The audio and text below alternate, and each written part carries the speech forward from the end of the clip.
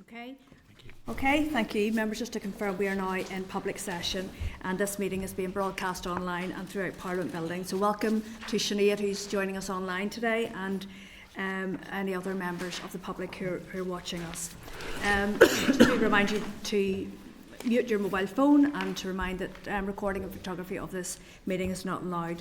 So if you're content, we'll proceed with the agenda. So we do have apologies from Claire Sugden. I think we have full attendance for that. So in terms of declarations of interest, members, are there any that people would like to declare? Yeah, I have a couple of things we'd like to raise at this stage. There's three key issues. Under declaration of interest? Regarding the procedural integrity of this committee. And on that basis, in light of the damage to the portrait of the former DUP Lord Mayor, I think as it comes from the beginning of this committee, that will be raised later on.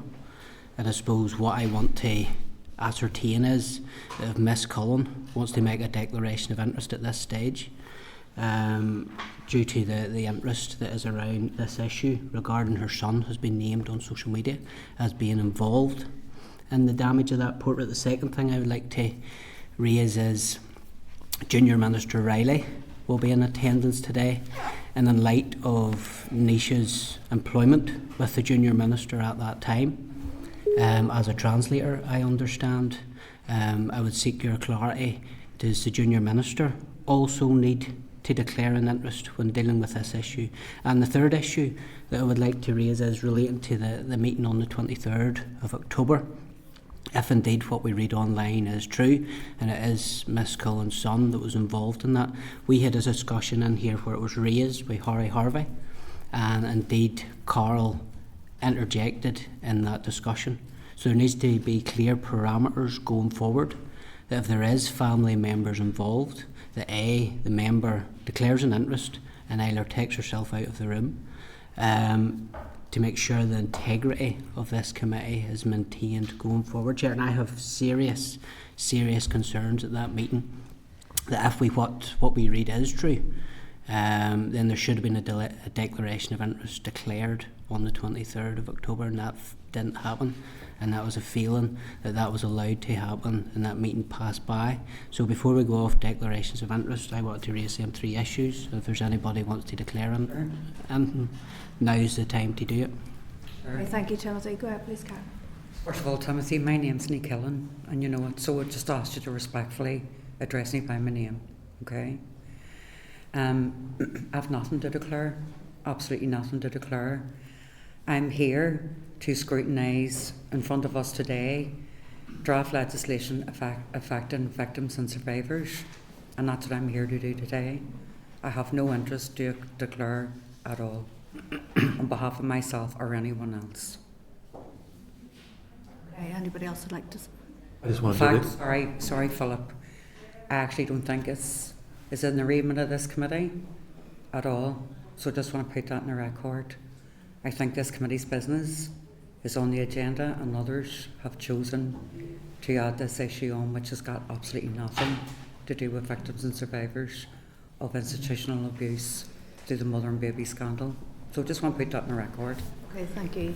Go ahead, please. Thank you, Chair. And I just wanted to raise the fact that I had written to all members of this committee this morning indicating that when the Junior Minister is in attendance, I do plan to raise the issue of the damage to the portrait. It's my understanding that Junior Minister Reilly was invited to that event as Junior Minister, and as such he's appearing before this committee as Junior Minister. This is an issue of serious public concern and issue. I'll also be raising under any other business comments made by the First Minister, which have been contradicted by her party colleagues. She made those comments as First Minister. Our responsibility as the committee is to hold the First Minister, the Deputy First Minister and their junior ministers to account, and I do plan to raise that. And can I thank you, Chair, for indicating that you will come to me at the end of the session, but I have made clear I don't plan to raise these issues until the serious issue of the bill before us is done. There are people watching online who are very interested in the substance of our discussion in relation to the bill, but there are also people interested in the other issue that I've discussed. So I think the committee can cover all the important issues in relation to this bill, but I am given notice to this committee that I will be raising it directly with Junior Minister Reilly. If she intends to answer, that's a matter for her, but I'm just putting on the record that I do plan to raise the issue with her. Okay, and thank you for giving me prior notice of that, and also for your consideration of how important the business in front of us around this bill is today. I would also like to note then off the back of your correspondence, and there was an email from Anya. Anya, would you like to speak to the record of what the content of that was, please? Yes, so Chair, I sent you an email about a half hour ago, 40 minutes ago, just outlining the fact that I'd spoken to the Junior Minister, my colleague, in relation to Philip's email previously sent. Now, Aisling has confirmed to me, Ms Reilly has confirmed to me that she attended in her capacity as a constituency MLA, as well as a Gaeilgeoir at the event. So based on Ms Reilly's conversation with myself, it's not within the remit of this committee, first of all, and second of all, I think we need to be making engagement or correspondence with TEO just to seek further clarity. Okay, well, I think everybody's had an opportunity. Anybody else would like to say anything at this point? No. Just to finish up my point. Oh, sorry, okay, I thought you were finished. This committee received legal advice previously, and the legal advice stated that it was up to the witness whether they wanted to respond to the question or not. So just to be clear from the get-go, when the opportunity does come to put questions, it's up to the witness whether they want to respond to them or not. Okay, thank you. Okay, members, so are we content to respond, or do you want me to read on the record? Please, I think perhaps if you respond to Timothy's just query about other members making declarations. Okay, just on declaration, just Chair, given the nature of the conversations taking place, I want to declare that I'm a member of the Committee for Standards and Privileges, and I will not participate in any of the discussions which might lead to future complaints to that committee. Just on that point, I just want to read in the record, and I think Philip and others who've chaired committees will be aware of this. It's not for me and the role as chair to offer guidance on declarations of interest. Rather, members should refer to the Clerk of Standards for advice. Okay, thank you. Okay, members. Right, Chair, the other thing is Pruney. I'd probably declare it when he asks me a question, but just to have it there. There are a few standing declarations. I'm wondering, should we maybe just add that for the duration it of would be this? helpful, because it's every week. Yeah. It's every week. Yeah. Just for the duration of the scrutiny. Fair enough. Okay, thank you, members. Then and other declarations are noted. Okay, members, moving on to item 3 then, Chairperson's business. I'm going to refer you to pages 6 to 7 of the meeting pack, and just to inform you that I will be attending the Making a Difference conference next week, which has been organised by the Community Relations Council, and that's on Tuesday the 2nd of December at Black Mountain's shared space. I will be responding, I think, at the end of the conference, just to sort of reflect on how that relates to our work. So just to seek your agreement to note this item. So, members, item 4, draft minutes then, just to bring these to your attention, and they're found on pages 9 to 17 of your pack. And just to ask if you're content that these minutes are a true reflection of the proceedings of our meeting held on the 19th of November 2025. Great, Chair. Okay, Great, thank you. yeah. So I'll go ahead and sign them. Okay, so in terms of matters arising, 5.1 to 5.3, the PSNI geographical spread and committee's call for evidence. So just to remind members that at last week's meeting, the committee agreed to look at the geographical spread of countries where reports were received as part of the PSNI's investigation into mother and baby institutions, Magdalene, Laundries and Workhouses, 1922 to 1990, compared to the committee's call for evidence publications in relation to the bill. So I'm going to refer you to pages 19 to 20 of the pack for the clerk's brief, which shows a table outlining this information. The only 2 countries where 3 reports were received in relation to the PSNI investigation, compared against the countries where the committee did put out the call for evidence, are Greece and Spain. The international and the Northern Ireland, Republic of Ireland and UK media lists of where the committee's call for evidence are publicised and can be found on pages 21 to 43 of the pack. So I think that was you raised that last week, Timothy. Are you content with the information we received? I just would be concerned that the 2 countries mentioned, namely Greece and Spain, I know it's a small number of people, but I'd be very keen that whatever steps we can take to ensure that they've been contacted and are fully aware of what the committee's doing, if we could follow all avenues open to us to ensure that happens.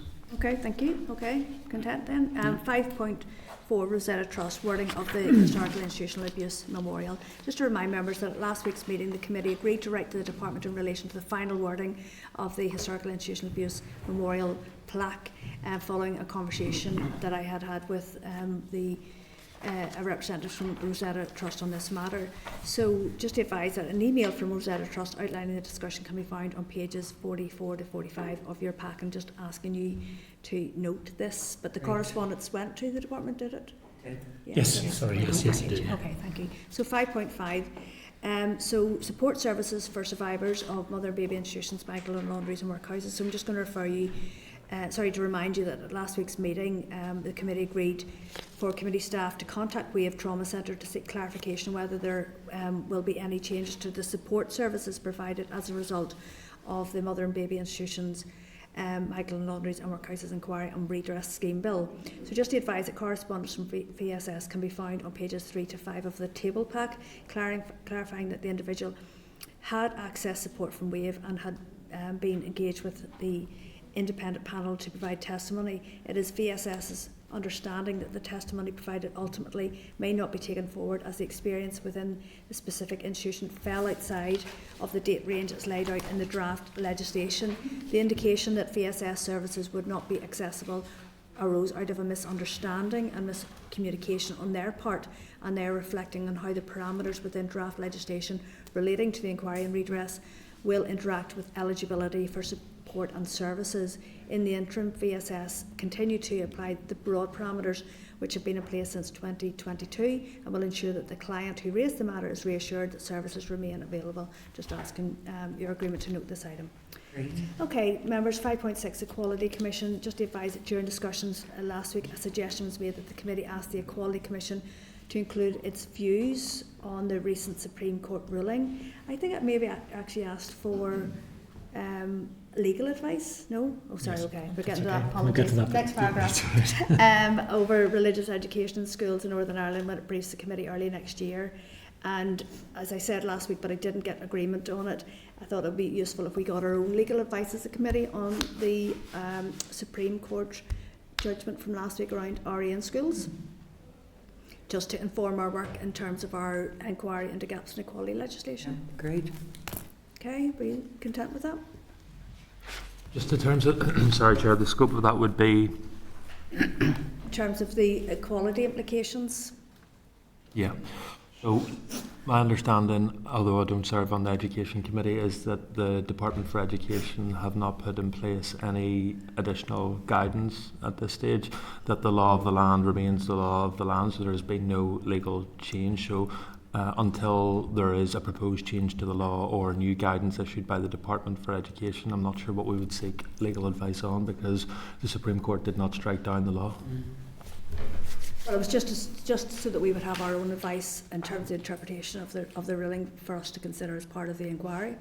So my view would be we should wait until the Department for Education respond to it, and once they have made a response to it, then we can seek our own legal advice to see if that is competent. But given that the law remains the law, all the legal advice would say is that the current law as passed under the 1986 order still remains. Okay, so it is in relation to our work, and we're trying to close off the inquiry, and it is on that basis that I am putting forward a proposal that we would seek this legal advice at this stage. Just on that, Chair, if the Department of Education is bringing forward guidance, surely we can't proceed until we see that guidance. Even if we get legal advice now, and I understand the point you're making, but then for that to be up to date, we would need to wait and see what the Department of Education bring forward. Well, it's in the same vein that once we had the Supreme Court ruling in terms of single sex spaces, the Equality Commission hadn't brought forward its guidance. So I don't want to labour this. I put forward a proposal. And seconded. Okay, or use against, I'm happy to put it to the vote if you want. Yeah, before we agree, do we normally get cost? So I assume legal advice is done by, is it done by internal or external counsel? Internal.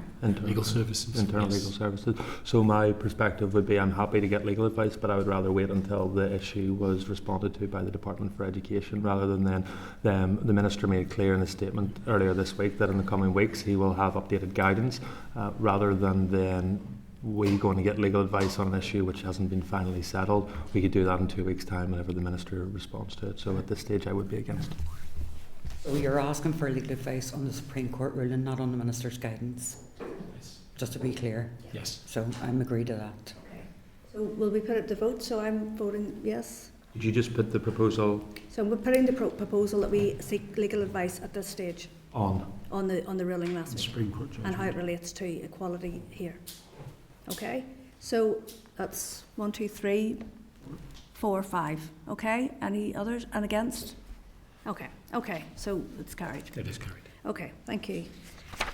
Right, so item 6 then, the end of session report, refer members to pages 50 to 65 for the end of session report for February 2024 to July 25. So just to advise that the committee needs to consider this end of session report for the period February 2024 to July 2025, which outlines the activities the committee has undertaken during this period. The costs the committee has incurred during this time are also outlined in the report, and I think that's something you had asked for, Carol. So just to remind, last week it was asked for a breakdown of expenditure for this period, specifically committee travel, and also to update the wording in relation to the status of the inquiry into gaps in equality legislation. So I'm going to ask the clerk to speak to the changes made. Thank you, Chair. Members will see there from the pack, I've updated the report to actually break down the expenditure for committee travel. So instead of just the one figure of £8,583.04, there is now 4 different figures, and members will note that the majority of that cost was for the trip to Washington DC, which was in March 2024, so right at the beginning of the session, and then the other ones were around common framework meetings that we were meant to be at this week, yes, but it was cancelled. That's right. And then also we had an external meeting at the Ebrington Hotel, so that comes into committee travel. So I hope that clarifies things. That's fine. And then also a little bit further down in the report, I've put in an extra line. Sorry, maybe a bit further up actually, just to say that the committee continues its inquiry into gaps in equality legislation, and we'll revisit this in the new year. Yeah. So again, just to make it clear in the report where we are with that. Okay, before I proceed to put this to members, are there any further comments or queries? Okay, so if members are agreed, just to advise, I'm just going to go through the report section by section for your agreement. So is the committee content with the title page, content page, remit, powers and membership section as drafted? Agreed. Okay. Is the committee content with the introduction and key activities section as drafted? Agreed. Is the committee content with the likely priorities for the next session and expenditure section as drafted? Agreed. Okay. So are you then content to agree that the committee report for the end of session covering 2024-25 be the first report of this committee and published on the committee website? Agreed. Okay, thank you. Excuse me. Okay, members, so we're going to move on now to our first oral briefing, and that is with junior ministers. And they're here to brief us on the inquiry, mother and baby institutions, Magdalene, Laundries and Workhouses, and the Redress scheme bill. So members, I'm going to ask for your agreement that Hansard record this session. Agreed. Okay, thank you. So members, just while the witnesses join the room, I'm going to refer you to pages 67 to 69 of the pack for the clerk's brief. So and we're welcoming to the meeting today Joanne Bunting, Junior Minister, Aisling Reilly, Junior Minister, Martin Carey, Truth Recovery Programme Director, and Elaine Allen, who is head of the Redress team at TEO. Okay. Thank you. You're all very Taking welcome. the place out. I know. Is there anybody you haven't brought with you? You're all very welcome, especially Joanne. This is your first session for committee, so thank you. So be nice. So I hope you're settling well into your new role. Okay, are you wanting to give an overview in the first instance? Please, Madam Chairman, if that's okay with you. Please go ahead. Thank you, Chair. And just from the outset, I just want to thank the committee for the opportunity to attend today. Myself and Joanne have been asked and are privileged to take forward this really important and complex piece of legislation on behalf of the First and Deputy First Minister. And just at the outset, I just want to thank Pam for her work up until this point too. I'm sure Joanne will echo that in her remarks also.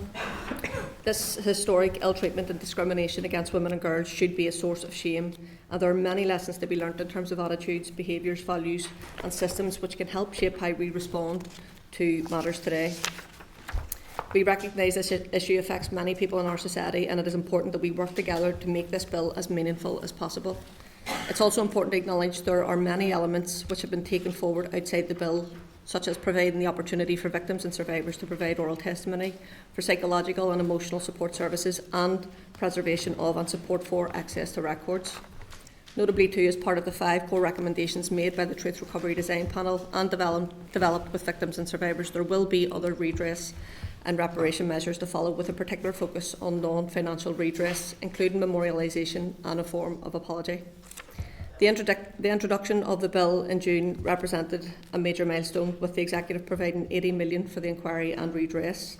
It will provide a full and independent inquiry with sufficient resources to investigate what happened, why it happened and who was responsible, and we are pleased to bring forward a financial redress scheme, and we are acutely aware that no state redress scheme can ever properly atone for what happened to those most affected. However, the standardised payment and that this legislation will deliver aims to be a start and more to follow in the individually assessed payment scheme. And I also just want to thank the committee for your work and the opportunity provided to victims, survivors and others to hear their views on the bill and to do so in a supported way. Ministers have been in listening mode throughout the committee stage, which has been very valuable and has helped us to identify a number of key areas where we can work constructively with the committee on potential amendments. We have paid close attention, especially to the voices of those affected. We've considered some ideas or areas that the committee has suggested could improve the bill, and also identified some areas that could be amended to bring further clarity or assurance. And Chair, just very briefly, some potential amendments that we are considering, and subject to executive agreement, that ministers may table at consideration stage. And of course, there is no doubt that other issues which the committee may wish to raise or discuss today. And we will formally write to the committee on these matters after today, but we wanted to outline the latest position today in person. We have grouped the potential amendments into 3 items, which we heard come through during the evidence sessions. And these 3 groups are the amendments to increase support for victims and survivors, amendments to provide additional assurance, amendments to increase timely access to justice and trust. Sorry, can you slow down a wee bit? We're trying to take it. I'm going to go through them clause by clause. Okay, anyway, that's all right. That's okay. I've got you covered there, Chair. Thank you. So I'm going to cover the first 2, and Joanne then will cover the latter. That's okay. Thank you. Before adding some of the final reflections. So I'm going to deal with the potential amendments to increase support for victims and survivors. In relation to clause 5, we heard the committee's strong view that a multidisciplinary panel for the inquiry would greatly support the inquiry chair in their role and provide wider expertise on this complex and sensitive area of investigation. And Chair, as you know, the bill as it stands suggests the possibility of a single chair with the potential to have a larger inquiry panel. And in light of the views expressed by the committee and others, we are minded to table an amendment to ensure the inquiry panel will comprise of a chair and at least 1 other panel member. Next, I'll come to clause 15. We heard evidence provided at committee stage that raised concern about how restrictions may inhibit access to the inquiry for those most directly affected. With this in mind, we would propose an amendment which would ensure that should a person not have prior access to information related to them, that there would be an obligation on the chair to balance that when making their decision on a restriction order. In relation to clause 38, we have heard the concerns of both the committee and the Human Rights Commission on the 30-day window for redress appeals being too short. We understand this argument and are content to table an amendment that would extend this time period to 90 days, which goes beyond other schemes. In respect of clause 39, we feel that this provision should make it clear that the Executive Office, not the Redress Service, is responsible for facilitating access to advice and assistance. This makes clear the balance of responsibilities with the aim of providing high quality guidance and support. With regards to Schedule 1, we agree with the committee's view that the redress scheme should be promoted widely. And with that in mind, ministers are minded to table a potential amendment to the bill that will make it explicit that the Redress Service will have responsibility for the promotion of the scheme, with the agreed associated funding coming from the Executive Office. Happy for me to continue? Yes, please. Yes, thank you. The second group of amendments that I would like to cover are amendments that we feel would provide assurance or clarity. In respect of Clause 4, we have noted the concerns raised by the committee with regards to those who may have become pregnant while under the care of an institution. We acknowledge that this experience may not be fully reflected in the bill, and ministers are content to table an amendment which strengthens the bill further by making sure that this is explicitly captured. And we have asked officials to liaise with the drafters on the wording of this clause. Insofar as Clause 31 goes, we intend to clarify the eligibility for redress at subsection 4, so that it relates specifically to the children of the women admitted to a mother and baby institution for shelter and maintenance, and not those whose mothers were admitted for the primary purpose of receiving medical care. This balances with the eligibility of subsection 2 and removes a potential area of unfairness. In relation to Clause 33, we are actively considering and seeking drafting advice on whether some applications can be dealt with administratively rather than requiring all to have judicial determinations. And this would mean more straightforward applications can be processed in a more timely way. And finally, Chair, I want to speak to Clause 2 of the bill, which relates to the inquiry terms of reference. We have listened carefully, and we are aware that cross-jurisdictional movement of women and children has been raised a number of times at your sessions. And to reassure, this is already covered in the bill under departure, but we are actively considering how to provide more prominence given its obvious importance. And today, as a minimum, we will commit to this forming part of the external terms of reference. I'm now going to pass over to Joanne, who will set out the remainder of the amendments that ministers are mindful to consider subject to executive agreement. Thank you. Please. Thanks very much, Madam Chairman. Thank you, Aisling, and thank you for your warm welcome. I appreciate it. I would also like to put on record my thanks to Pam, my predecessor in this role. I know that she put in a considerable amount of work to this bill, and I know that it's a subject that is close to her heart, so thank you very much for your work, Pam. Madam Chairman, I too would like to keep our focus on potential areas for amendment, so I'm going to turn immediately to that before making some closing remarks. As Aisling outlined, the final group of potential amendments is to increase timely access to justice and trust. So I'll start with Clause 18. We've heard and agree that a modular evidence and reporting approach for the inquiry could be beneficial, so we will consult with the Chair of the inquiry on this. And we would propose to strengthen this clause by tabling an amendment which ensures that the inquiry panel will have the ability to provide a number of interim reports periodically throughout the inquiry should they so choose. We noted the points made about the negative resolution assembly procedure required to extend the redress scheme as provided for in Clause 32.3, and we're minded to table an amendment to convert the Assembly control there from negative resolution to draft affirmative procedure, so we hope that gives you some assurance, and also the examiner. Next I'm going to come to Clause 40. Naturally, I think we must expect the highest levels of confidentiality and standards. I mean, this is a very sensitive area of work. So, in order to balance Part 2 of the bill with Part 1, we wish to amend the bill to specify that contravening a restriction order made by the Redress Service President will have the same penalty as one made by the inquiry chair, and that would be that it's an offence to break a restriction order, and it'll broadly look like Clause 23. That outlines some of our other potential amendments that we're content to share with the committee as soon as the draft becomes available. More broadly, Chairman, I want to take a few minutes to conclude on some elements not covered to date and make some final reflections. In relation to Clause 26, we know the committee heard concerns about the 14-day limit for judicial review within the bill, and that mirrors provision within the Inquiry Act 2005. We do recognise that access to justice measures are a key part of the inquiry process, and there's already discretion in the court to extend this time period if necessary. That said, we'll continue to look at it, but we do need to be careful not to cause long periods of delay for the process as a result of JRs and the overall duration of the inquiry. I think timeliness is a key factor for victims and survivors. So we need to strike a balance that ensures that timely inquiry for victims and survivors, particularly given the age of many of them. We're also aware of concerns raised at the committee in relation to Clause 27, due to the fact that as drafted, the rules in support of the bill are subject to the negative resolution procedure.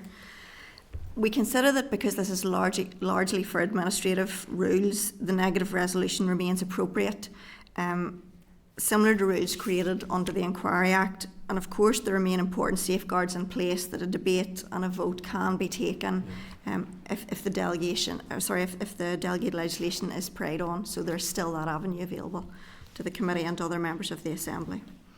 We know there are concerns that the bill is too specific or too prescriptive when it comes to the institutions, bodies and the agencies and individuals. However, we do wish to take this opportunity to ease concerns, particularly of those victims and survivors, by reaffirming that the bill has been designed to allow the inquiry chairperson the flexibility, discretion and agency to complete a full but also timely investigation. And by that I mean we consider that within the scope in Clause 1, there is scope there to follow the pathways and follow where the evidence takes the inquiry. So, for example, clauses 1 and 18 provide that discretion and flexibility to the chair as I've outlined, and clauses 13 to 17 provide meaningful provisions to protect and support witnesses to provide information. Clause 10 provides for active participation for victims survivors via an advisory panel. In relation to redress, which is a very important issue for everybody, I think, we've benchmarked against other schemes and processes, and the standardised payment scheme compares favourably in terms of approach, inclusivity, eligibility and the support model. And it is important, I think, that we note that the date that we have set goes back 10 years further than the Republic of Ireland, which would afford more people the opportunity to be included. Building on the ministerial commitments following the Truth Recovery Design Panel recommendations, the redress focuses on a system of institutions established for women and girls who were so unfairly stigmatised by society.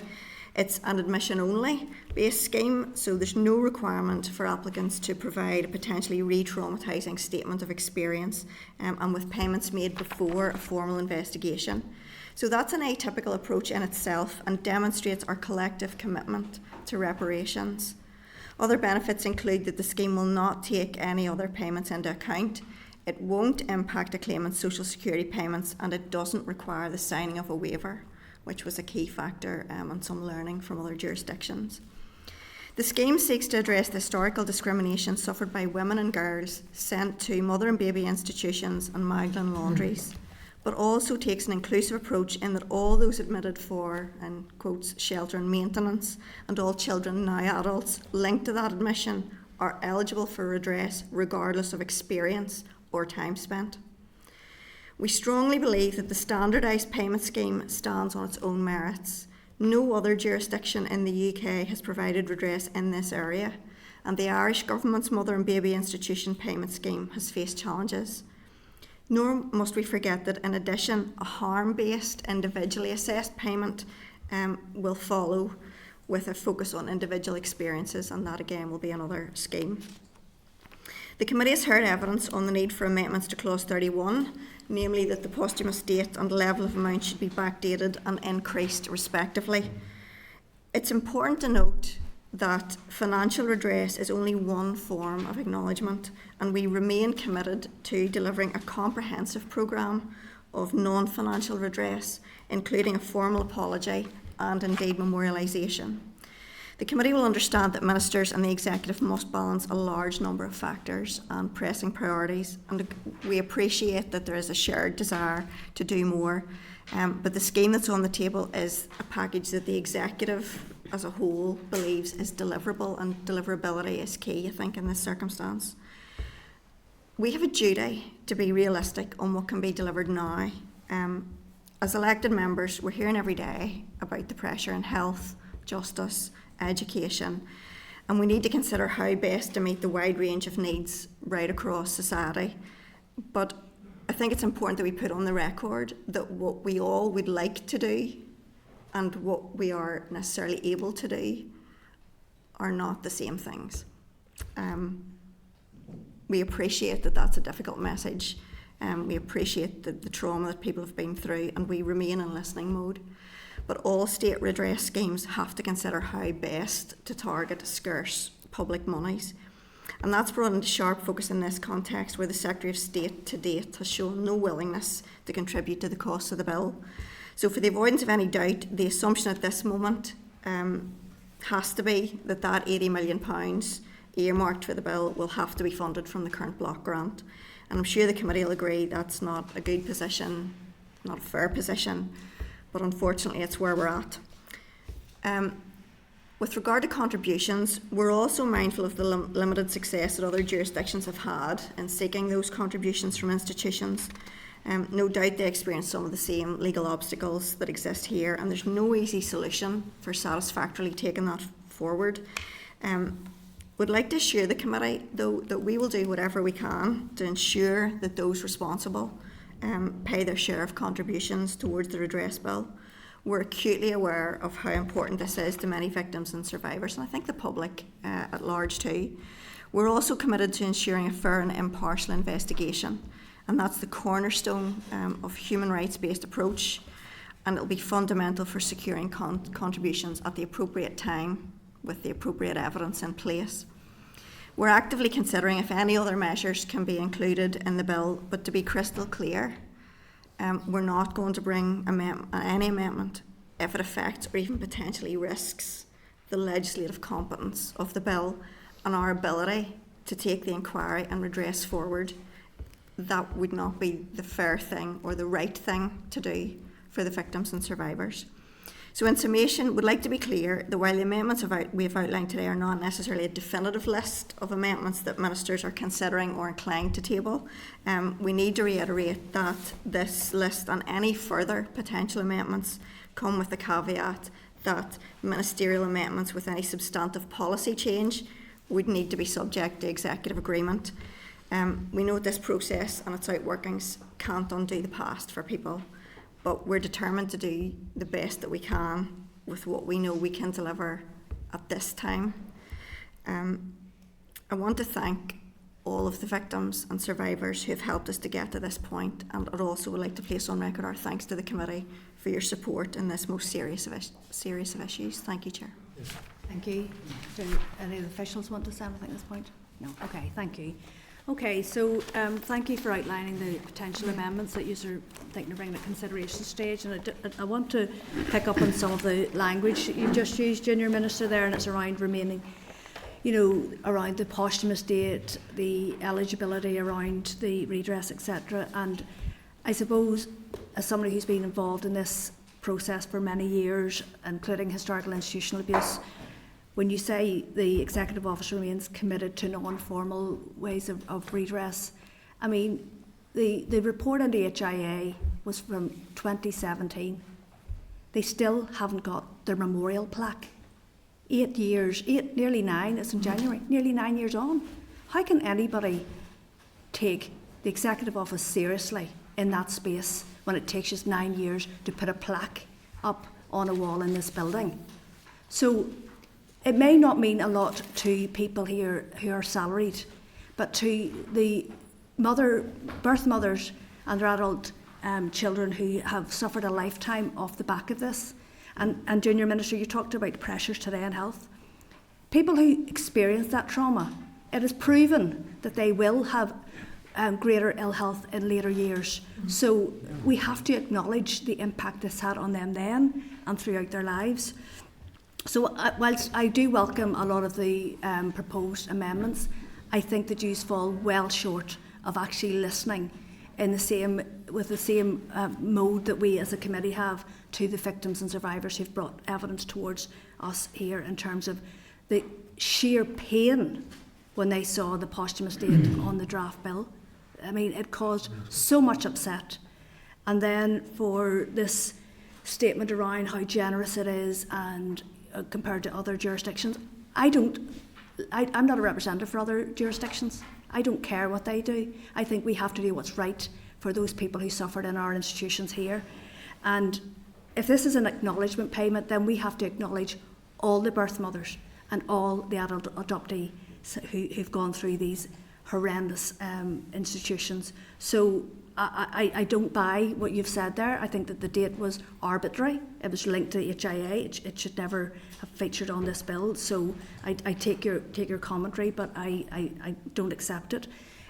We have also heard evidence that a lot of the adult adoptees, the birth mothers are of an age where they do not want to wait for an inquiry, then the recommendations, then the ministers to accept it, and then a second individually assessed redress scheme. That could take 5, 6, up to 10 years. A lot of these women have said, we will not be here. And certainly in our latter years, we do not want to have to go through the trauma of then having to demonstrate the level of abuse that we've suffered. So they would like a decent redress acknowledgement payment now that would satisfy them that the stigma and abuse and pain that they've experienced has been acknowledged by the state, and that they would then probably then not go for an individually assessed scheme. And it is on that basis that I do think that it would be prudent, and the committee may not agree with me, for us to make the first stage as inclusive as possible, because I would imagine that the second follow-up redress scheme will not have the number of applicants. So that's all I've got to say, and I don't expect you to respond to that, but if you would like to, but I think you've made your comments clear for the record. Certainly, I mean, I think that there's a lot in there, and it covers many of the key issues. If we look at the posthumous date, just to start with, let's start there, and then we can work on towards the standardised payment and so on. Having a posthumous date, that's a standard feature of redress schemes that allow claims on behalf of the deceased, and which not all do. The date is usually linked to a state acknowledgement or an announcement. The payment scheme uses the date of the Stormont Agreement. The victims' payment scheme uses the date that the Stormont Agreement had. The Scottish Redress uses the date that the First Minister apologised for institutional abuse. So it's estimated the standardised payment will provide redress for over 6,000 people, and approximately 2,000 of them will be on behalf of the deceased. It's also important to note that the standardised payment scheme is already intergenerational, and that the mother and child, and now the adult is included. You've raised the issue about, I suppose, encompassing everybody. The standardised payment is already more inclusive than any comparable scheme. And I understand what you've said, Madam Chairman, with regard to you're not a representative for those other areas, but there are precedents and there are issues of fairness. So the state redress scheme, the standardised payment has to ensure that public funds are directed to those most directly affected by the institutions. And to cover some of the issues that you raised about... Sorry, just before you go on, please. So the 6,000, you're saying there'll be 6,000 will apply, and then 2,500 children. Is that all the to my ministers, just in terms of the technical, so 4,500 people who are either in an institution or a child now adult born to a birth mother in an institution, and then there's claims on behalf of 2,000 deceased persons. Okay. So how much? So we've spent years and well over £1 million of public money doing research, taking oral testimonies. How many people have come forward with their oral testimony to give oral testimonies? It's in the hundreds. So you're talking about thousands here. I would say you could knock a knot off those thousands. It will be into the hundreds. So I suppose we have looked at sort of the volumes that have come through HIA processes in terms of oral testimony and how those convert it into application for harm-based scheme. We've also looked at sort of actuarial reports to try and establish, particularly around basically the number of people who were in the institutions, and then looked at lots of different metrics around propensity. So that is our... So they were children. We're talking about the mothers. So we're a generation past them. So I'm just saying, I think that it'll be nowhere near your the figures that you are working off. And it's on that basis that, of course, we all are very aware of the pressures on public finances at the minute, but I'm not here to guilt trip anybody who feels that they should receive an acknowledgement payment through this redress scheme for the harm that they experience among these institutions. I'm going to move on. So I think the other issue that has come through very strongly is in relation to, I think it's clause 4 there, Junior Minister Bunting, you referenced there around the prescribed institutions. I suppose the issue that we have heard loud and clear from many is that even though that captures the likes of private hospitals or private nursing homes, I think that, again, to acknowledge the pain that they've gone through, I think they would like to see these written on the face of the bill, you know, and that's why. So I appreciate that you said that there's flexibility there, but I do think that the people who have suffered will want to see this featured. So just in terms of the private nursing homes, just to take that one, I think at the minute, you know, there's research still ongoing with the independent panel, and they're currently looking at the area, and it will be really a really important scope for the public inquiry. But as you mentioned, sure, the bill will be flexible in order to allow these once the research has been done by the independent panel. And these can be included in other institutions, obviously after consulting with the panel chair and approval from the Assembly. So there is scope within the inquiry to amend going forward. I appreciate that, but I think that in terms of on the face of the bill. But on a more positive note, I genuinely am so pleased that there will be an amendment there around those mothers who became pregnant while in an institution. I mean, I have heard some horrendous stories, and I know there'll be people watching who will be so pleased that their mother's experience will be reflected on the face of the bill. So thank you for that. And just we think that's extremely important too, to make sure that we capture, you know, as much of these women who have gone through these institutions, how they ended up there, and that we capture in terms of as much people as we possibly can, like the harm, the trauma that they must have experienced. So it was extremely important for us to make sure that was included also. Oh, thank you. Okay, Deputy Chair, please. Thank you. Thank you. Thank you, Junior Ministers, for coming to us today. And some of what you've said has been much in the thoughts of the committee over all of our deliberations. One key area, and you made some reference to it, is about holding the institutions to account in respect of financial contributions.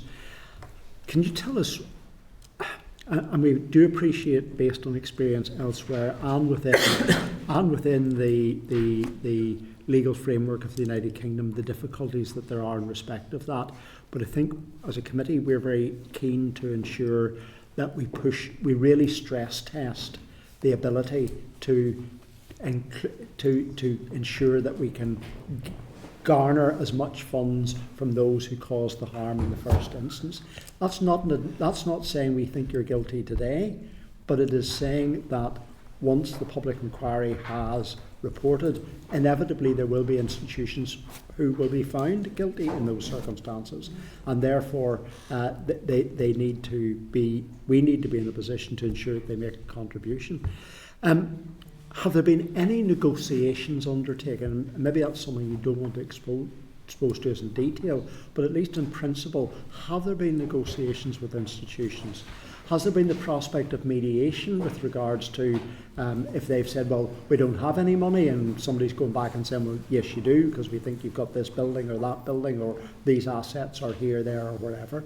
So what investigation has been done to look at the resources that might be available? And then, as I say, the key element for the committee is still one of how some of this might be enforced. Yeah. And then the final area is in respect of negotiations with the Secretary of State and the government. To what extent has that been pushed? How is that being negotiated? Is it just a case of saying, well, they've said they're not going to give us anything and we've accepted that? How are we going to push this forward? And what levers do you have to press the Secretary of State? After all, many of these people, if not most of these people, were institutions that were in some shape or form funded or underwritten by the state. Absolutely. If I'll take the first kind of couple of points, and then Junior Minister Reilly's going to take the other ones. There's learning from the other schemes, and there are frameworks from the other schemes. With regard to the negotiations, I think it's important first, before we would engage in that, the key principles would be established. From our point of view, there's no question that contributions would be sought. There's a moral obligation from our perspective that there should be contributions. But we think, that needs to happen at the key time to ensure that, and at the right stage in the process to ensure that we're able to maximise those contributions. Part of it is then that we need to have that evidence base, as you say, Stuart, so that we can actually go to these institutions and say, well, this is what relates to you, this is the harm that has been done through your institution. Because I think to do that in advance is potentially causes detriment to our ability to garner contributions. In terms of enforcement, difficult. Other jurisdictions have had some problems in this area, even when it was legislated for. So the issue there needs to be, I think, and there are conversations underway with, even at ministerial level and at official level, with other redress schemes. So the Republic and in Scotland, particularly learning there about how can we secure contributions and maximise those contributions, because we know that sometimes it's been ignored. Scotland has kind of a name and shame type thing, but it still doesn't bring forward the contributions. So we're going to try and have conversations to say, okay, well, what's the learning? What would you do differently? What would you give consideration to? You know, what did you include? So that we can try and maximise the opportunity here, because it is only right and proper that these people, as you say, and the state needs to be involved. So negotiations, and it's pressed the sector state every opportunity, because with the best will in the world, yes, these institutions were state-run, state-inspected. So there is a state element here, and I don't think it's acceptable for the Secretary of State to just say, well, no, not our problem, take it out of the block grant. It's a much bigger problem than that. It's a much bigger problem across the entirety of the UK. Aisling, I think you were going to take the other issue about negotiations. Well, no, just in terms of, I was going to touch on just the conversations in terms of the Secretary of State, and I know it has been raised on a number of occasions, and is continually one of those things that the Finance Minister raises, the First and Deputy First Minister has raised with the Secretary of State, and I echo what Joanne said there in terms of, you know, just kind of washing your hands of this and saying, you know, you just have to finance it yourself. I don't think that's, first of all, the right approach. I think also acknowledging in terms of the state's role within this, because, you know, going back, a lot of this actually happened during direct rule. So in terms of the UK government, they do have, they also have a contribution to make here. So in terms of that, there is that continued engagement through the Finance Minister, and also through the Deputy First Minister and the First Minister as well. And as Joanne also touched on, obviously just those other aspects in terms of what we're trying to get conversations as well with ministers in the south and with Scotland, just in terms of how do we learn, how do we know what didn't work for them, but we're in a space where we could actually potentially learn from that going forward. But I think we all agree, absolutely seeking contributions from these institutions is absolutely paramount, and we will do everything that we can at the right time to ensure that we get some contributions from those institutions. Okay. Is that you, Deputy? Just one final point. In the consideration in respect of this, there is one legal methodology that might be explored. I know we've considered this or not, and that is at the stage when either the inquiry determines that the harm has been caused by a particular institution, but that you haven't been able to work out what the quantum of that might be. And while I appreciate on the one hand this might be a chill factor in all of it, it also should act as a very serious warning that the tribunal have the power to seek a garnishee award against the institution. In other words, that your property will be seized against any compensation that may be payable, and that substantially restricts their ability to sell, move, transfer, or do anything they want to avoid payment or to dodge payment going forward. So is that something that's under active consideration? I suppose, Stuart, I think all of those options I think are under consideration. I suppose we've got a very clear direction from ministers and also from the committee about the importance, and also from victim survivors. We've been trying to look, Stuart, I suppose, at what are the very practical things.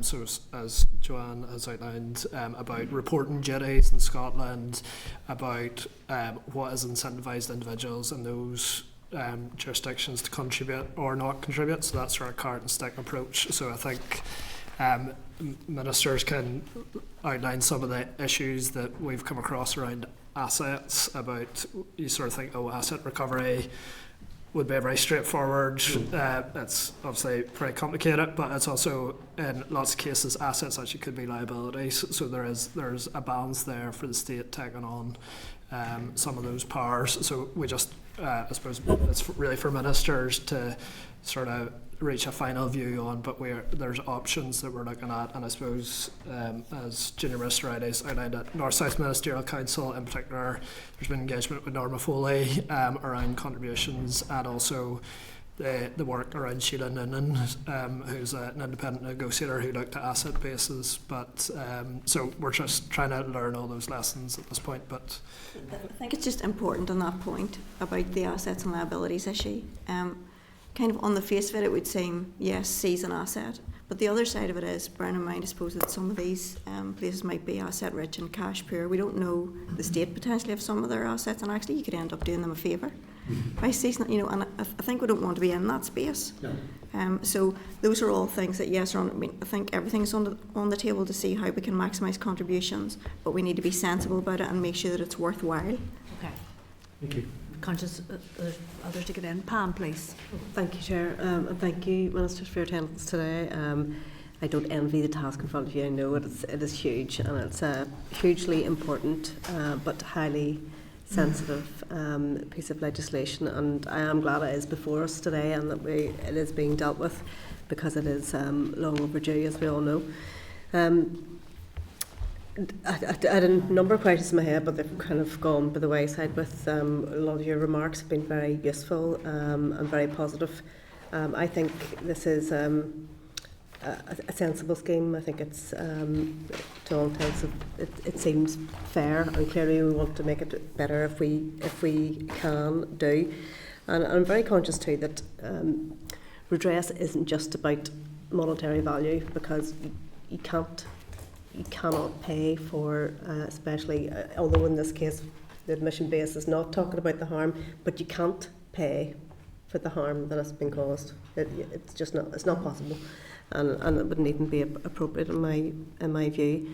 But has there been any thought given to what wider reparation and redress, memorialisation looks like? And we all want to see people get a fair amount of money from this in form of a redress, but also we really do need to see fairness, but we also need to see institutions being held responsible for their actions, and also state. And there's no argument around any of that, and we know the challenges, and you've just spoken about the challenges around that.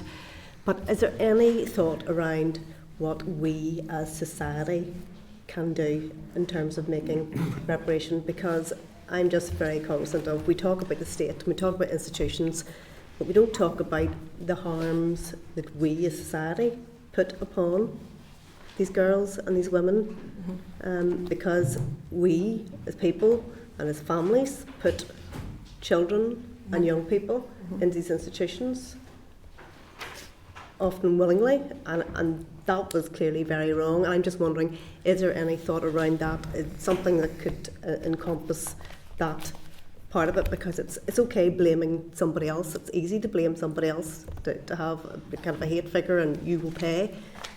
But what do we do about us? You know, the fact that society actually let this happen and willingly indulged in all these processes. Yeah, well, I think that the apology is key. I think that the memorialisation is key, potentially a programme of memorialisation. I think too that in all of this, the public record will be massively important, because that will be the historical record of people's lived experiences, particularly the testimonies given to the independent panel, where people will not be cross-examined or so on, and that perhaps won't have been as re-traumatising for people to give that evidence. But all of that forming a historical document, that all of this is on the record, and that people's testimonies have been taken into account, to ensure that something like this is never again allowed to happen. But the acknowledgements, I think, here are key, to acknowledge the trauma that people were put through, the harm that was done to them. And as you say, no amount of payment will ever will ever make up for that. But the issue here is, yes, as a collective body, as society, it's making sure that it remains in our memory, that the damage that was done remains in our memory, is memorialised and is never forgotten, and that the records are there for all to see, for future generations to learn and understand. And if I can just add, just in terms of the other aspects, in terms of redress, you know, in terms of support that actually we can provide to victims and survivors through, you know, making sure it's trauma informed, if it's health and wellbeing, you know, advocacy support. But I suppose, and Joanne has touched on that, it's memorialisation, telling the stories, making sure we capture all those stories, awareness, and taking away the stigma of what these women and girls actually went through. But I think in terms of the entire process of this, I think the inquiry, you know, being able to get those testimonies, tell those stories, but also, and even just in terms of that fairness, there is no fairness here because this should never have happened. But I suppose it's that whole wraparound service and support that we can provide for victims and survivors, not just going into this process and not just for today, but it's for the years actually after this may conclude in terms of the inquiry and the individually assessed payment. So it's what can we provide to victims and survivors, you know, following this. And I suppose it's making sure that nothing like this ever happens again. Thank you. Thank you, Chair. Okay, thank you. Carol, please. Welcome to the committee. And I've been in your chair, so I know what it's like. I'm going to say this, and it's not in any way meant to be offensive, but I think, see the term harm-based, I think we need to drop it and replace it with something else. And I know no one's deliberately setting out to be insensitive, I know that. But some victims and survivors have fed back to us that they feel that constantly been referred to, they just feel it's insensitive. And to be fair to them, the note's not done with malice, so I just want to respectfully ask that. I think the other thing is that on page 29, Schedule 2 of the bill, it looks at the list of groups, and there's 11. Now, both of you did acknowledge, in fact, you all have acknowledged, what we have found as a committee from our call for evidence was people came forward who didn't come forward as part of the consultative process or any other process. And I think that's a good thing, okay? So, but they have came forward and they've said to us, oh, there's, what is it, 9 or 10, maybe additional, 9 at the minute. I do think, and can I also say some of them were very young girls and nobody ever questioned the pathway for their being there, which is quite worrying. And I know you know that, but it does need to be mentioned. We need to, so I'm asking you, not asking you to give me an answer now, I'm asking could you just go away respectfully and have a look at that, because after people come to us and it's not reflected on the face of the bill or anywhere, they just feel that they're being left out. So I'm just respectfully asking, could you do that?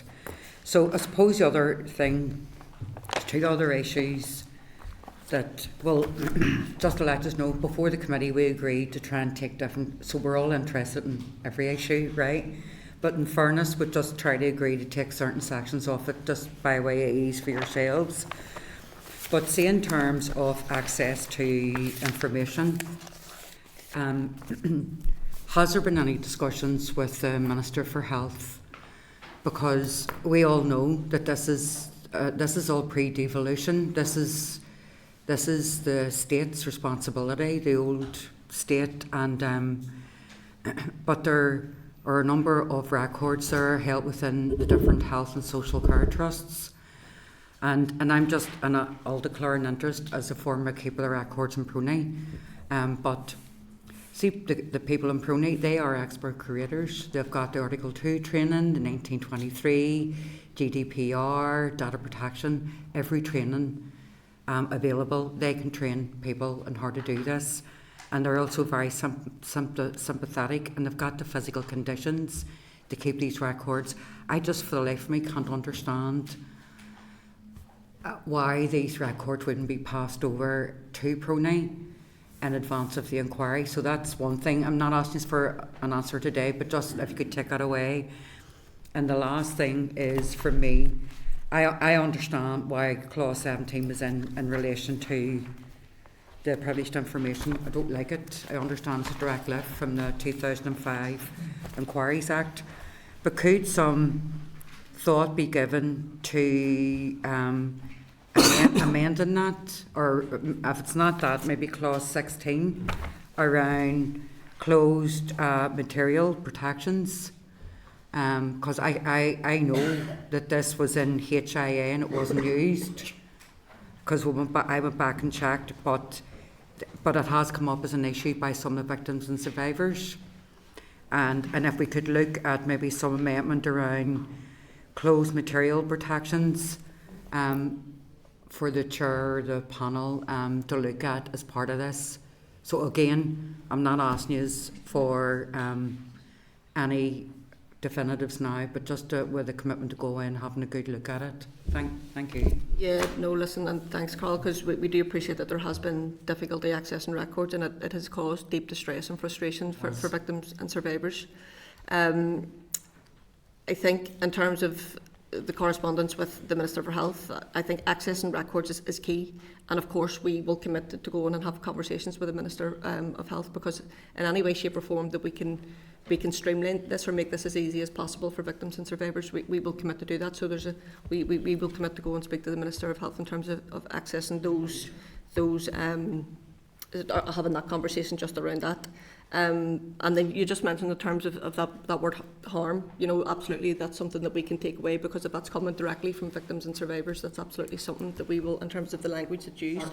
Sorry, Minister, the individualised payment. Harm-based payment. So seeing it's referred to as harm-based, it's that context that's jarring with people, and that's that I know it's not come from a place of malice. It's just something we could maybe look at. Yeah. And then I'll just pass it in terms of the CMP and the.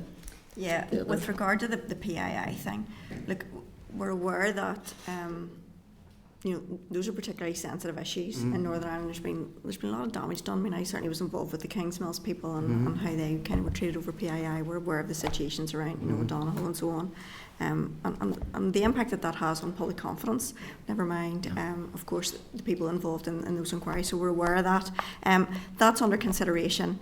And we're trying to see what we can do, because we are eager in all of this that everybody involved would have confidence in the process and be able to put their faith in the process. So yes, that issue is actively under consideration to see if there's some way that we can ensure that there's a degree of protection there for all concerned.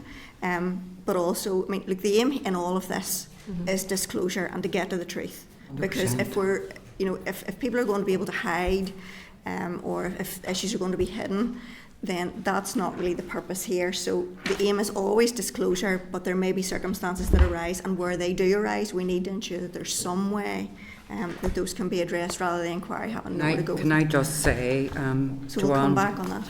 Yeah, it's just it would be a big policy change. It would be, in my opinion, a small amendment to either clause 16 or clause 17. So it's just, I'm just putting the case on behalf of the committee. We can assure the committee that that's under active consideration just now. Thank you. Okay, Philip, please. Thank you, Chair, and can I thank you both for your presentation and also all your work on this issue. Clearly you're both very much across the detail of this, and you've taken considerable time to both look at what the committee had discussed, but also more importantly what survivors and victims done, so thank you for that. I think just to suppose context is important at the start. So the bill as introduced was agreed unanimously by all executive parties around the executive table, isn't that correct? Okay. So any changes or amendments then that come forward from the First and Deputy First Minister will be subject to the approval of the executive as well. Yes, okay, perfect.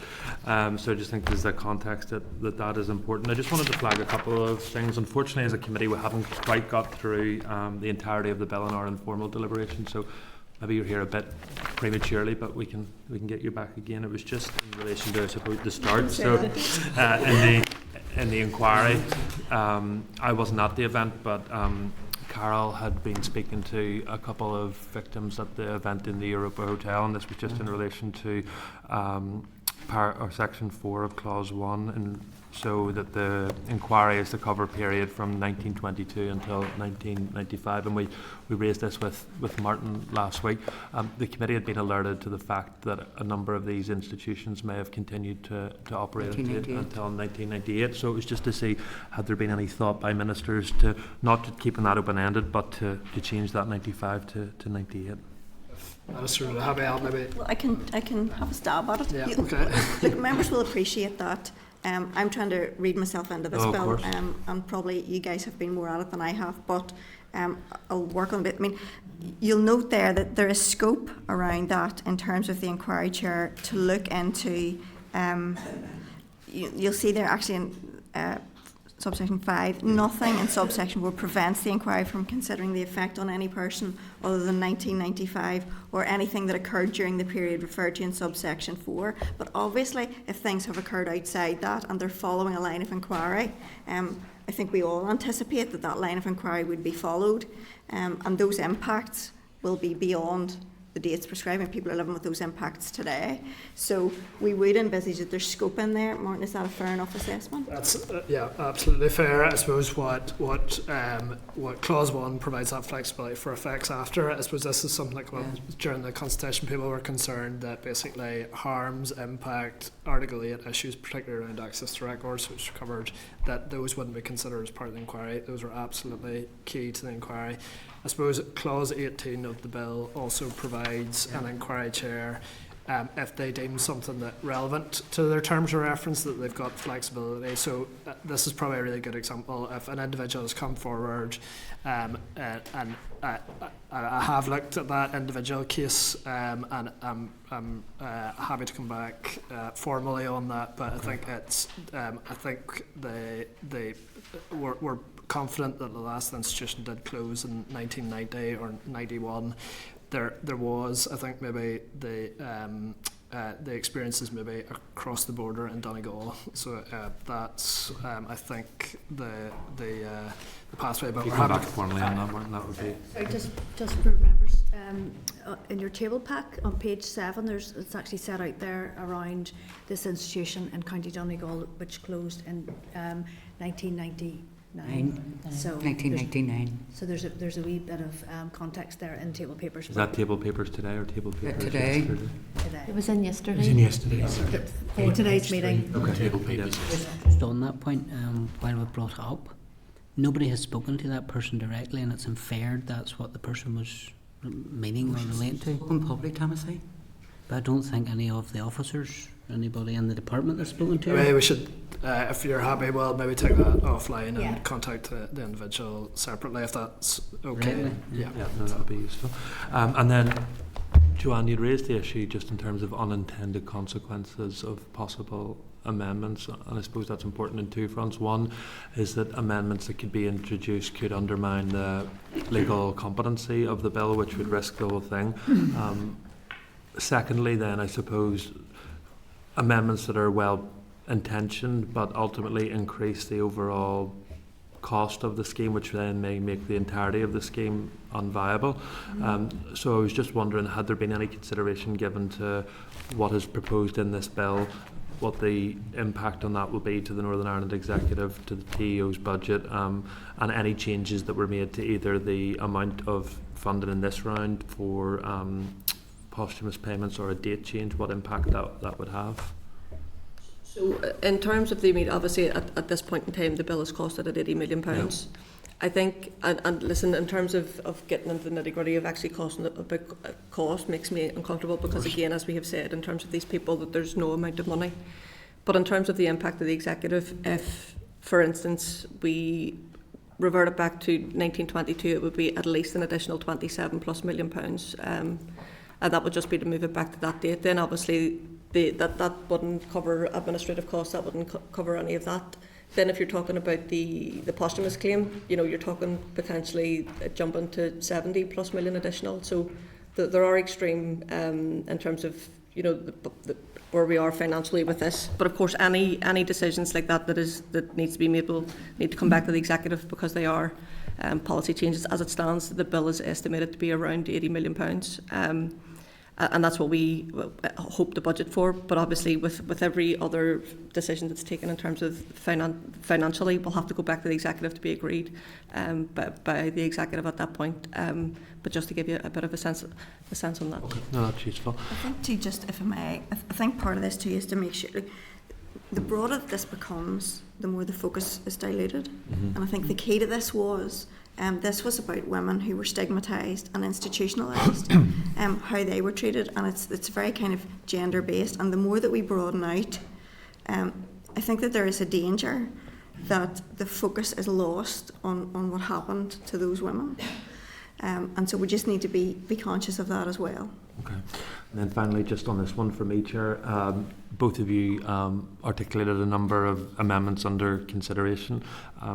My pen skills weren't quite as quick as reading it into the record, so I'm just wondering that'll be followed up and We writing. will follow up and write, to the committee. Okay. Thank you. Thank you. Timothy, please. Thanks very much, and thanks for coming along today. I suppose I have a slight concern, and understand 80 million out of the block grant is a large amount of money, but the more and more that I hear about this scheme, the more and more I feel that the executive would rather look after the budget than rather pay the compensation for the recognition of the harm that has been caused. The bill is narrow in scope, and we've had a number of people here giving witness statements, and yes, we've all agreed and this was things we would like to do, but then when you start looking into it, the legislation appeared, we are somewhat limited to what we can deliver for people that have come to this committee and given evidence statements, and I am concerned that there'll be a lot of people left out of this, and I think that's based on the focus of the legislation has been looking at the location rather than the cause of the harm, the type of harm, the type of crime that has been caused, and on that basis, yes, I understand, there's no endless amounts of money, but there will be people excluded because of the focus and the direction that the executive has taken in this by the First and Deputy First Minister.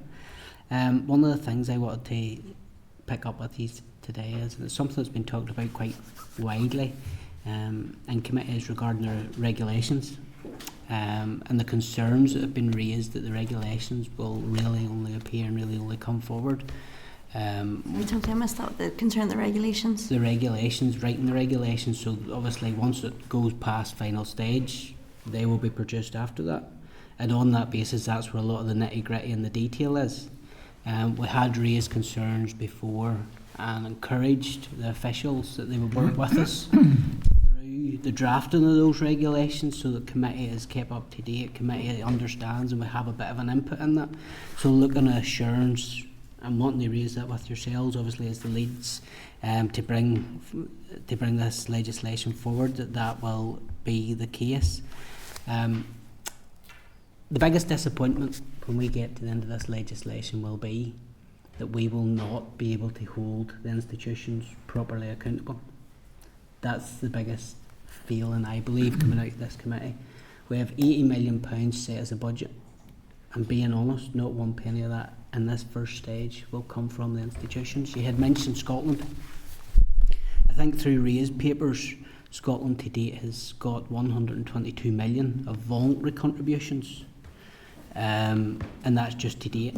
So they will be going back to get more money from them institutions. The South, they intend to seek contributions, and let's face it, there's some of them institutions that are paying into the Scottish scheme will have connections, or maybe the same institutions that we will be chasing here that will be highlighted in the inquiry. And I think more needs to be done on that, on the basis that, listen, 80 million simply isn't enough for this scheme, and I think there's an onus on us to go to the institutions to ensure that we have a properly funded scheme, that we're not falling short on that basis. I get, Joanne, you had talked about, was it contributions will be sought, but sought at the right time. Yeah. Scotland has shown they've been able to get that up front without having ran through the process and inquiry. Yeah, so theirs is different. The issue for us is that ours, the standard payment is just an admission-based scheme. So there's no, the only evidence required at that point is whether or not somebody was admitted and went through. So it's difficult, I think, to demand reparations or to mandate reparations from and contributions from the institutions when there's no evidence base to present to them to say this is where you were culpable. So, and that's why, Timothy, the timing is key. It is so important that we can go to them and say, this is the evidence, this is what has been found by an independent inquiry, this is what has been found by an independent panel, and this is where you are liable. Also, in terms of the amount of contribution, whenever we've worked through the application process, then that's the point at which you're much clearer on the numbers involved to be saying to them, contribute. I appreciate what you're saying about the £80 million, and it's coming out there. In terms of the policy issues, and you think that we're more focused on budget than we are on the issues at hand, I kind of want to give you some reassurance around that. We are scheduled to have conversations with the Finance Minister. The decision has been taken to not have a conversation with the Finance Minister around the budgets for all of these things until such times as the policy issues are in place, because we think that we don't want the monetary aspects to impinge upon the policy decisions, and I think that demonstrates that we'd rather focus on making sure that the right thing is done. But you can understand the difficulties that we face, and even when Scotland had it in their legislation, they weren't getting massive amounts back. And for us, then the key is have the leverage, have the evidence, and go and take the learning from Scotland to ensure that we can maximise where possible. I don't know if Aisling or Martin wants to.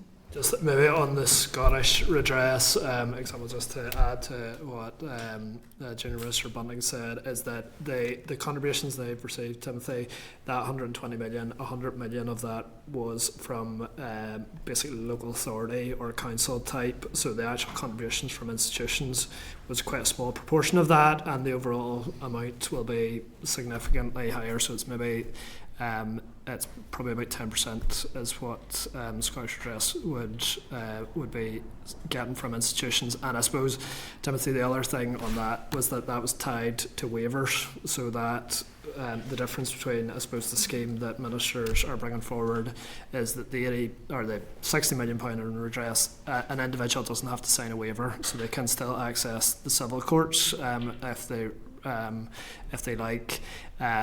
But in the Scottish redress model, an individual is basically, that's one of the incentives for an institution to pay into the scheme. And obviously, just to address your other issue, Timothy, with regard to the next stage and the amounts that people will get and giving them kind of fair payment.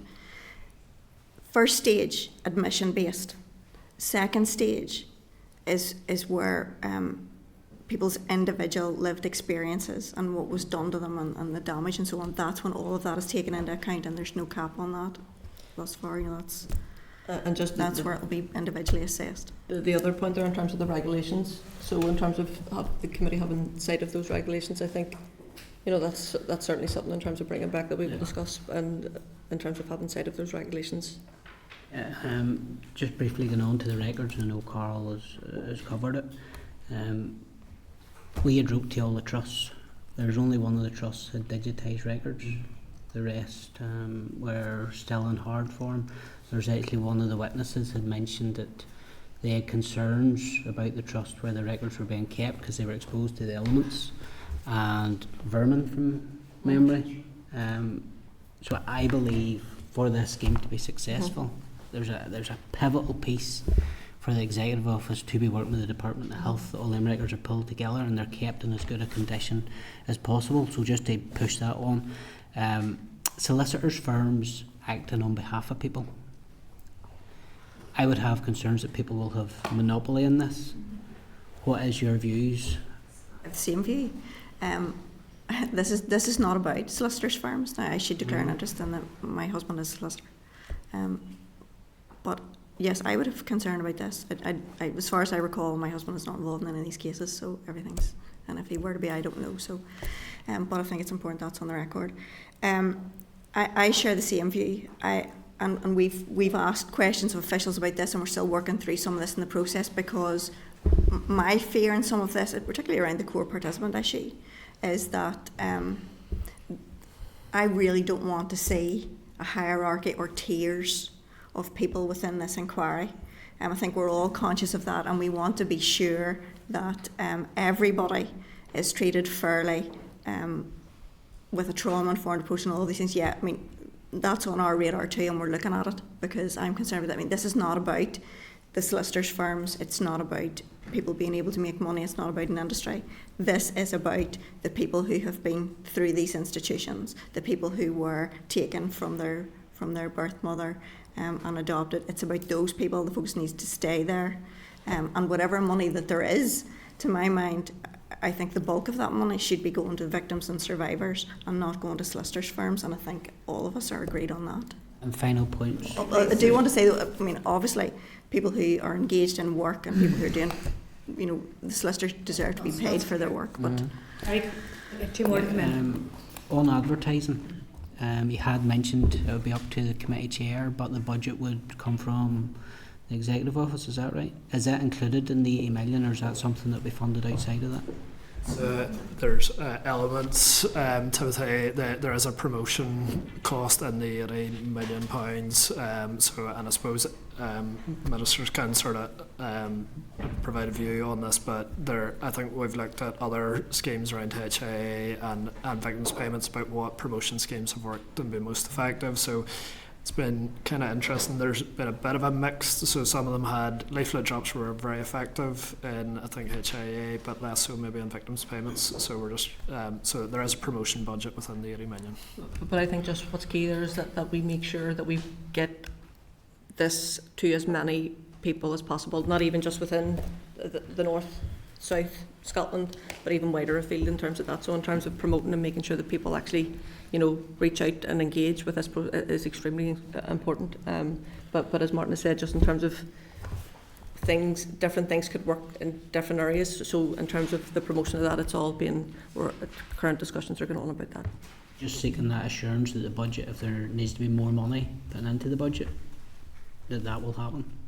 Well, I think there's just an assurance from us in terms of the full promotion of the scheme that we will absolutely make sure that we can reach as far away as people as we can to as many people to make sure that they engage with this process. More money going in, Timothy, we couldn't give that commitment. That would need to be an executive decision from all the executive parties, because it was the executive as a collective body that agreed the entire package.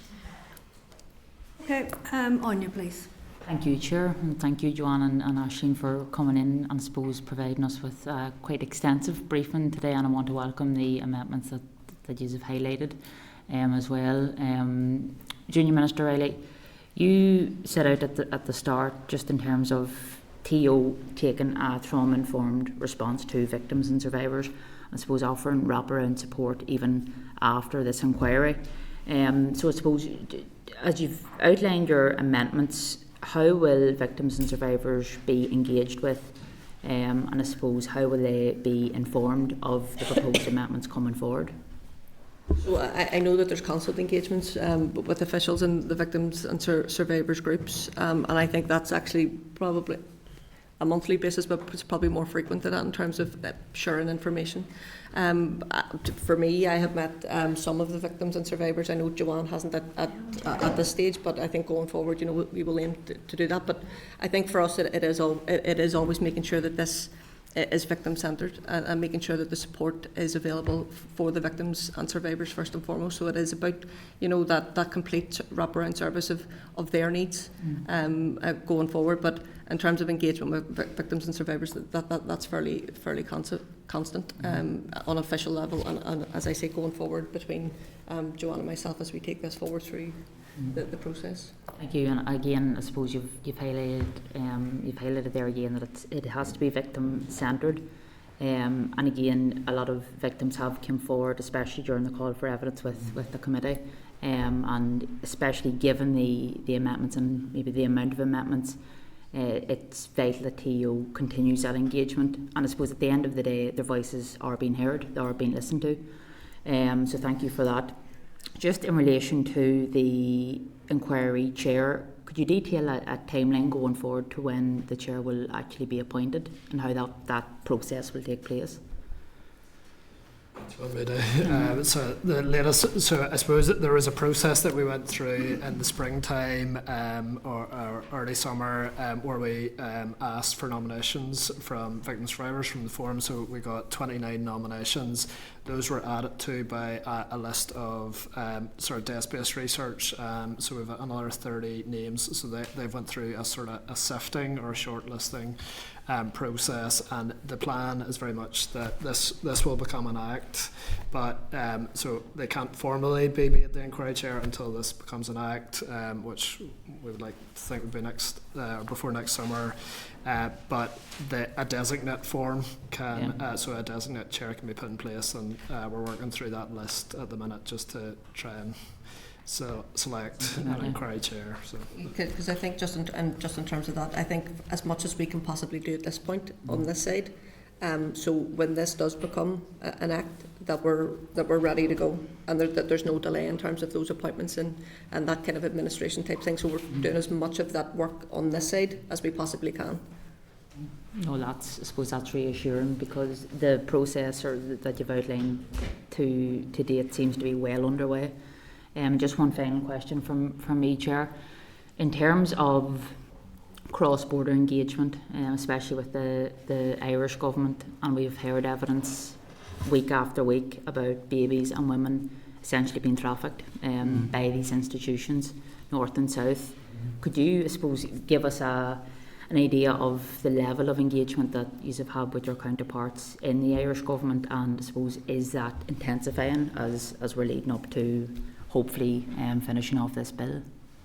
Well, I suppose just in terms of that, I think just the reports that came forward from Queen's University and Ulster University found that there was, links of that exactly happening, and not even just one way. It was back and forth, and that as the inquiry goes forward, that will likely be a key interest in terms of both the independent panel and the inquiry going forward. There has been good engagement, particularly officials from official level.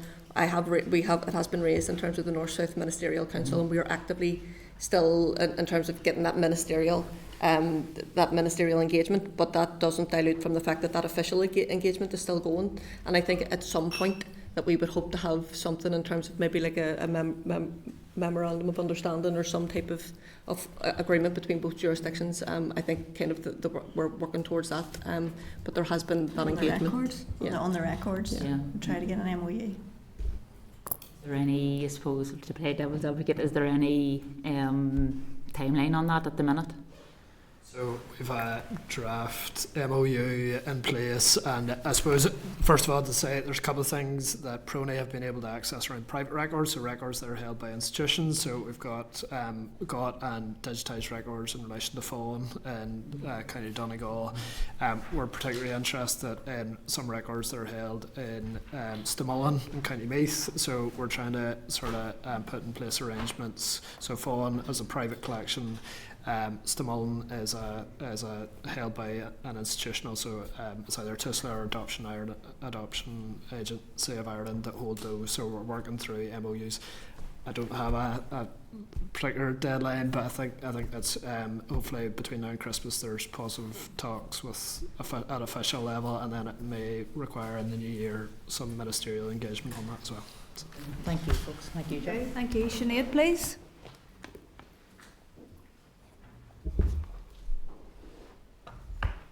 Go ahead, Sinead. Thank you. Thank you, Ministers, for coming along today. And my committee colleagues have covered a lot of ground that I agree with quite a bit of it. The posthumous and the contributions from the religious orders and that moral obligation to pay. I also like this. This redress bill is multifaceted, as you've acknowledged, because it is about the apology, it is about memorialisation, and it's about the stories and testimonies and evidence being put on record. And, it's not always about monetary address, although that is really, really important. But it's really trying to get to the bottom and underneath the skin of a lot of this stuff. And Anya asked there about the cross-border element. and how we address, because essentially these were crimes in a way, because it was child trafficking, and we need to get to the bottom of that and understand that. So you mentioned there about a draft memorandum of understanding. Is there any way that you can share that draft memorandum of understanding with the committee, so that we can have a look at that as well at this stage? And then the other thing that it would be remiss of me not to say, it's really unfortunate that when you came to committee that there was no papers sent in advance. It would have been really, really helpful to have had your presentation in written format in advance, so that we as a committee that are dealing with these really sensitive issues, that we would have had a handle on that and would be able to question you in relation to the detail, because it was there was a lot of content there, but we didn't have it in advance, and that's really not good enough. And then the final thing that I would probably want you to comment on, that hasn't been commented on already, is the concerns have been raised in the past about the progress of the inquiry and the redress scheme. What would happen if no executive was in place? Because we've had experience of that in the past. And do you agree that the lack of reform and the instability of this place makes it actually more difficult for victims and survivors to have confidence in this process, with that maybe perhaps instability hanging over them? So if you could address those issues. So if you don't mind, if I start, Joanne, and then just in terms of the draft MOU, I'll bring Martin into that, and then of course Joanne. But in terms of having sight of the papers, we massively apologise. We were actually working on them as late as yesterday in terms of the draft, so in terms of having the conversations with the First and Deputy First Minister. So in terms of having early sight of that, we apologise that we weren't able to get that to you. Aisling, can I just interrupt just 1 second? This happens all the time. But in terms of the amendments, we just don't get papers, and it's disrespectful, because respect works both ways, and it is disrespectful. I appreciate that, Sinead, and just want to apologise for that, and listen, as we go forward, we'll endeavour to make sure that you have papers as early as possible. As I said, just in terms of our commitment today and every day that we turn up here is to make sure that we absolutely do the best for the people that we represent, and of course that includes the victims and survivors and the people who face this. So again, we're here every single day as you are yourself, in terms of turning up to make sure that we work, and not only that we deliver, and I think that's really important in terms of this legislation, but in terms of everything else that we deal with day to day. So in terms of that commitment, that we absolutely turn up every day to work for the people that we serve and represent.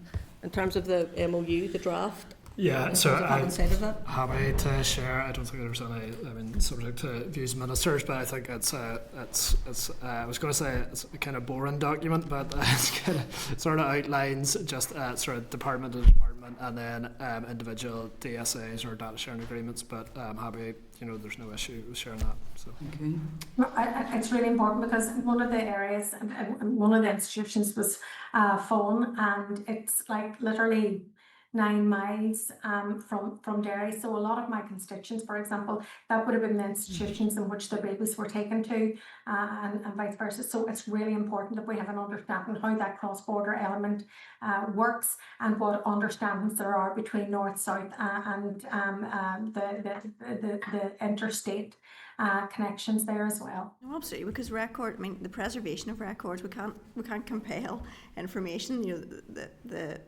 The power to compel is only applicable in Northern Ireland, but we obviously appreciate there's a cross-border dimension and cross-jurisdictional dimension. So it's important even that the records are preserved and that we can get access to them. So yeah, that's key for us too, Sinead. Okay. Just more matters before we'll let you go. Junior Ministers, one from myself. I asked you a question earlier in the week around clerical child abuse, Junior Minister Reilly, and you'd mentioned that you were engaging with victims and survivors already, so I had some correspondence off the back of that, and I think that that reference group, there are members within it who feel that you could go a lot further. We are going to be receiving some evidence, I think maybe February or March, yes, from a panel of survivors, and I just would really appreciate if you could engage with them, not just the chair of the interdepartmental working group, but the actual victims and survivors of this form of abuse before we meet with them. Yeah, and I know I have met with some of them, not all of them, in terms of the reference group, and then I've met other individuals outside of that. And I also know that some from the reference group have written to the First and Deputy First Minister as well. So in terms of that engagement, I think, you know, again, that's the only way that we go forward in terms of engaging with victims and survivors. So I know that correspondence is with the First and Deputy First Minister in terms of arranging that with the reference group. So I wanted to put on record because I did receive some correspondence off the back of that. And again, Junior Minister Reilly, you'll be aware of a separate issue. I'm not sure whether you were listening outside, but Philip Brett has indicated that he wants to raise another issue with you. And I'd just like to invite him in to do that now. Thanks, Chair. It is disappointing that I do have to raise this issue.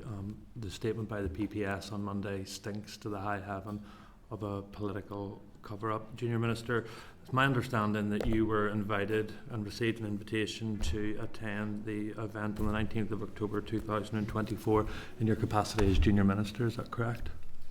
Sure, with all due respect, I have come here as Junior Minister to talk about the mother and baby institutions and this legislation, which I think is extremely important, and to end on this, I feel is extremely crass. So I came here in good faith in terms of Junior Minister to talk about this legislation. So, Chair, I gave advance notice to you that I was raising this. Your party colleagues gave you advance notice that I was going to raise this. I did not raise this during the deliberations of the bill because this is such an important issue, but you have a responsibility to answer to this committee. Junior Minister, you received an invitation as Junior Minister to attend that event. Is that correct? I can confirm, Chair, that I attended the event as a Gaeilgeoir and as a West Belfast MLA. Can you answer the question? Did you receive an invitation to attend as Junior Minister? Chair, the Badgerin, I attended the event as a Gaeilgeoir and as a West Belfast MLA. So the record will reflect. I did not attend the event as Junior Minister. I've said I would give time and space for this conversation, so we'll be respectful. And the record will reflect, Chair, that when the Junior Minister was asked on 3 separate occasions did she receive an invitation to the event in her role as Junior Minister, she refused to answer a committee's question on that. I believe that is deliberately deceptive, and the reason that I'm doing that, Chair, is because the comments made by the PPS in their statement on Monday stated that... Sorry, this is... Let me just let... Sorry, you're not the chair of this committee, on you, so I get to speak, you don't. Hold on. Please. We're trying to keep this as respectful as possible. Please complete, and then I'll bring you in on you, please. There's an attempt by Sinn Féin to try and shut this down, Chair, but I'm going to continue. Sorry? Go ahead. Thank you. Chair, and the statement made by the PPS on Monday, it said, attempts to obtain a list of attendees from the external group responsible for hosting the event were unsuccessful. Whenever a minister receives an invitation to attend an event, there is advice provided by officials. A number of that advice also includes a list of attendees and other people who have been invited to the event. One of the reasons that a prosecution for this criminal damage was not secured was because we did not have a list of attendees. I believe, Chair, that might be in the possession of the Executive Office and received by the Junior Minister, and I want clarity, was that provided to the police during the police investigation? I further understand that in the invitation sent to the Junior Minister, which she's refusing to deny she received, there was an offer of 4 free tickets to Sinn Féin for this in her role as Junior Minister. And I want to know, did the Junior Minister issue that ticket to the person responsible for attacking the portrait? I want to put those questions on the record. It's responsibility of the Junior Minister to answer those questions to this committee, and if she refuses to do so, I think the public will be very clear why she's trying to cover this issue up. Sure, I did not attend the event as Junior Minister. I attended as a Gaeilgeoir and a West Belfast MLA. I came here today as Junior Minister to talk about a really important piece of legislation in terms of the Truth Recovery Programme, and I did that in good faith, and that is the purpose, and that is what I'm focused on here today. I did not attend the event as Junior Minister. I attended as a West Belfast MLA. Okay, thank you. I'm going to bring Anya in, please. No, well, I think the ministers responded there. Obviously, I noted this at the start of the meeting, Chair, and I don't want to go over old ground, that the Junior Minister was there in a constituency capacity as well as her capacity as a Gaeilgeoir. And I don't know if there's going to be any further questions around this, but I mean, it's pretty clear that the remit does not fall within this committee. I mean, if there is any other questions, members are free to contact TEO directly. You know. There will be a proposal coming to the committee. Sorry, through the chair, please. Okay, so Timothy, you've indicated you want to. Yeah, thanks very much, Chair. As I raised at the start of this meeting during declarations of interest, this goes to the heart of procedural integrity of this committee. In the event in question, Junior Minister, you were there. My understanding is that the staffer that has resigned from Sinn Féin worked to you. Can you confirm that that's correct? Sure, I did not attend the event as a junior minister. I attended the event as a Gaeilgeoir and as a West Belfast MLA. And this continuing badgering, I came here as a junior minister to talk about this really crucial and important piece of legislation in the Truth Recovery Programme. And I came here in good faith, and that is my focus for today. Okay, thank you. So, have you have one follow-up, and then I'm going to. So, on that basis, you're refusing to answer the questions. So, in the public domain, essentially, Nisha Cullen worked to yourself as a translator. Nisha was at the event.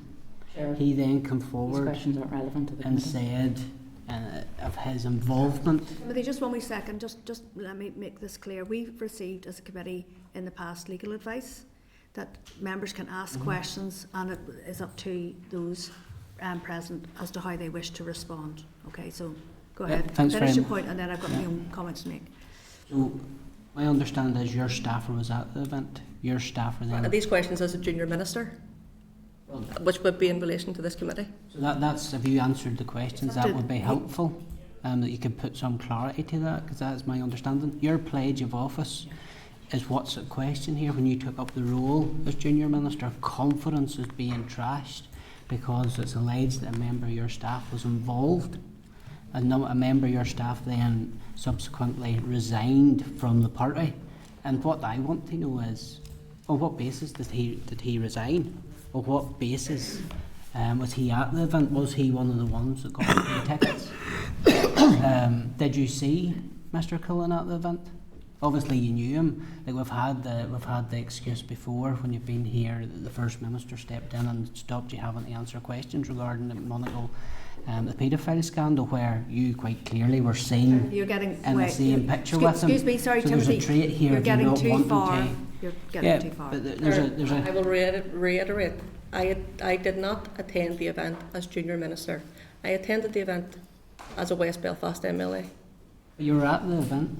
And I that attended the you could event clear as a up West quite Belfast. I easily. don't know how much clearer I can make that, but I've answered the question. Okay, So you're okay. refusing to Thank answer you, the Chair. questions. Timothy, Thank you, Chair. please.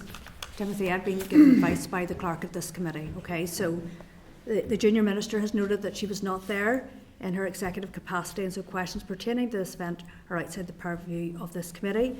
I appreciate that this is a matter which some members wish to pursue, but there are other more appropriate channels within the Assembly to seek information. Sorry, Chair, I disagree with that ruling because Sorry, as I haven't finished, please. Let me just finish. As I've made clear, she was Mr. Brett. invited as junior minister, and the minute she has refused to rule out the fact that she was invited as junior minister, so it is within the scope of that.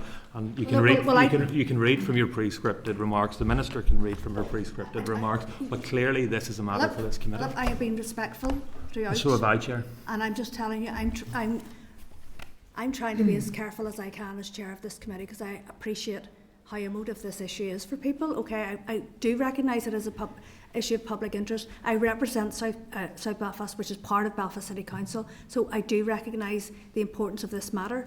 But I saw it this morning, spoke to the clerk, and we went through this, and so I just want to say I am mindful of my responsibilities and our responsibilities as a committee, and that I think that we should return to the agenda unless the junior minister wishes to respond.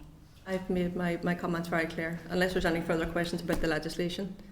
Can I just Thank put you. on record I'm deeply disappointed that the junior ministers failed to take this opportunity to clear up what involvement her staffer had in the destruction of the portrait in Belfast City Hall, and that speaks volumes to the committee here. When the junior minister took up office, there was a pledge of office signed. And what's the point of having a pledge of office? The same way, what's the point of having declarations of interest when people just cherry pick when they want to, you know, what bit matters to them and what bit doesn't. Procedural integrity is in tatters of this committee because of it. And what procedure have we? Right, I'm not saying I believe you've chaired this committee and you've chaired it well. What I'm saying is members of this committee who refuse to declare an interest, that brings the integrity of this committee into question.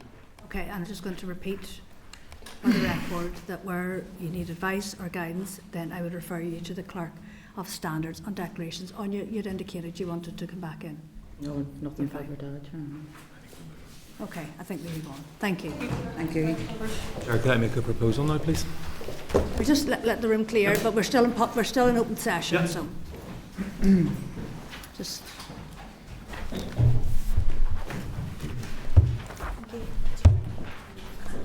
Done. Thank you.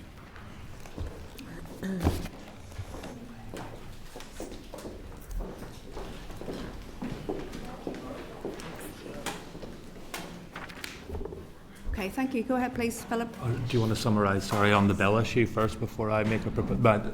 Well, You want to summarise the bill? I just wanted to say, Chair, that there were quite a number of commitments made by the junior ministers there on items that they are going to come back on. We'll actually be going through a couple of those in our next session. But could we just see the briefing that they read out to us? Yes. That they have? They, I think it would be really helpful if we got that. they've, What they have. Even now? Even now. they've indicated that we will have that ASAP. We should this really next- have that in our papers on Friday, to be honest. We will definitely have it in the papers on Okay. Friday. If it comes before there, we can always circulate it to members as well. But certainly by Friday, I would. Yeah. For next week. As far as I understand it, I think, and not wanting to take a side on anything, I think they genuinely wanted to give it to the committee before that, but circumstances beyond that didn't happen. But I have been assured that we will have them in the next 24 hours. Fair enough, thank you. That's okay. So sorry, Chair. Yeah, there were quite a number of commitments there that I've got noted down that they will come back to us on. I think rather than go through all of them now, perhaps if I put them into an email and send them around to members, and if there's anything that members feel that we haven't covered, if they can come back to me, we can make sure that that's included on a list. But I know that the department are going to have sort of fairly fulsome correspondence back to us, including all of the potential areas that they've decided they wish to amend. If that is, members are happy with that. Yeah. Okay. Any other actions off the back of the bill? No.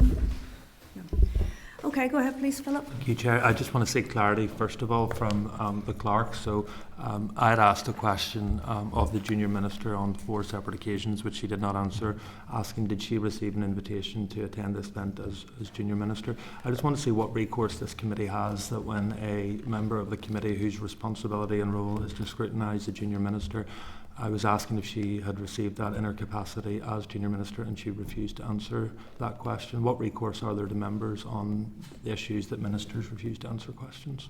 You're happy for me Yes, to please, respond?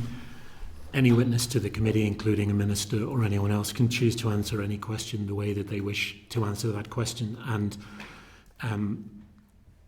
you answered that. You asked the question 4 times. You received the same answer back 4 times. If you feel that has been therefore misconduct on behalf of the minister, then the route for that is the Commissioner for Standards. It's not for this committee. This committee scrutinises the work of junior ministers. If you feel that a junior minister has not behaved correctly or their conduct has not been correct, the Commissioner of Standards is the route for that. This committee doesn't really have any auspices in that. On the back of that, if you feel that there should have been, if any other member should have either declared something or didn't declare anything, again, it's for a member to declare or not declare. And if members feel that there is an issue with that, the Clerk of Standards, and obviously the Standards Committee who have auspices of that, those are the routes on which to take. So I do want to make a proposal, Chair, and that's in relation to documents held currently by the Executive Office in relation to this event. So my understanding, Chair, is that the Junior Minister received this invitation in her capacity as Junior Minister, and as such those documents will be held by the Executive Office. The email of invitation, I understand, offered the Junior Minister for free tickets to the event. So as this was received into the Office of Junior Minister, I would think we as a committee would be our moral obligation to seek a copy of that. Also in relation to briefing provided to the junior ministers before a decision was making on whether to attend or not attend, there would have been a briefing pack created by officials in the Executive Office, and in that may have been a list of attendees. And given that the Public Prosecution Service have stated on the record that despite attempts by them to get a copy of that, they haven't been able to, so I wish to propose to this committee that we seek immediate release of those documents to this committee, so that we as a committee can look at what was or was not received by the Junior Minister in her capacity as Junior Minister, because she wouldn't answer the question here today. Okay, any other thoughts on that proposal before I put it to the committee? Agreed. Is the committee carrying out its own investigation? So this would be that the committee would ask for the emailed copy of the invitation and also then the briefing that they received. Go ahead. Could I make a point? So I have no issue with that request. I think it's reasonable enough. However, what I do have an issue with are Article 2 implications and Article 8 implications for people who may be on that invite list, who, once it comes public, then Philip and maybe others will go to the media with those people's names. I would just ask that they get legal advice before they do that, because people have a right to privacy as well. So I will not be doing anything, but I would encourage other members, they may wish to get their own legal advice, because it might be them who've broken the requirements of declarations of interest or requirements of this committee, and not me, Chair. Oh, could you be specific, Philip? I don't need to be, Chair. I think Okay, through the chair, Sorry, no, you're no.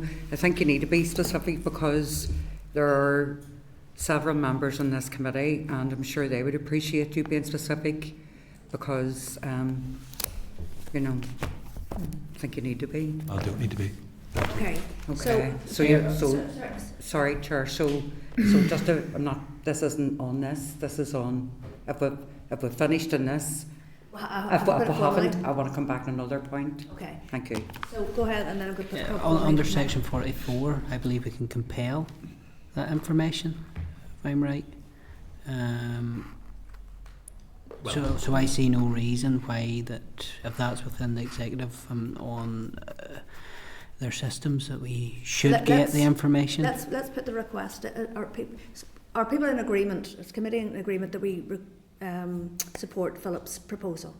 No issue with it. Okay. And seek clarity on the 4 free tickets, and if people availed of them. Okay. I'll make a note of that. Chair. Go ahead, please, Sinead. Chair, I have no problem with the request as well. I mean, whatever level of transparency, it's fine if it's an official invite through the Executive Office. I'm just questioning, because the sound's not that great, but I'm just questioning the 4 free tickets piece. I just don't understand that particular part of it. Philip?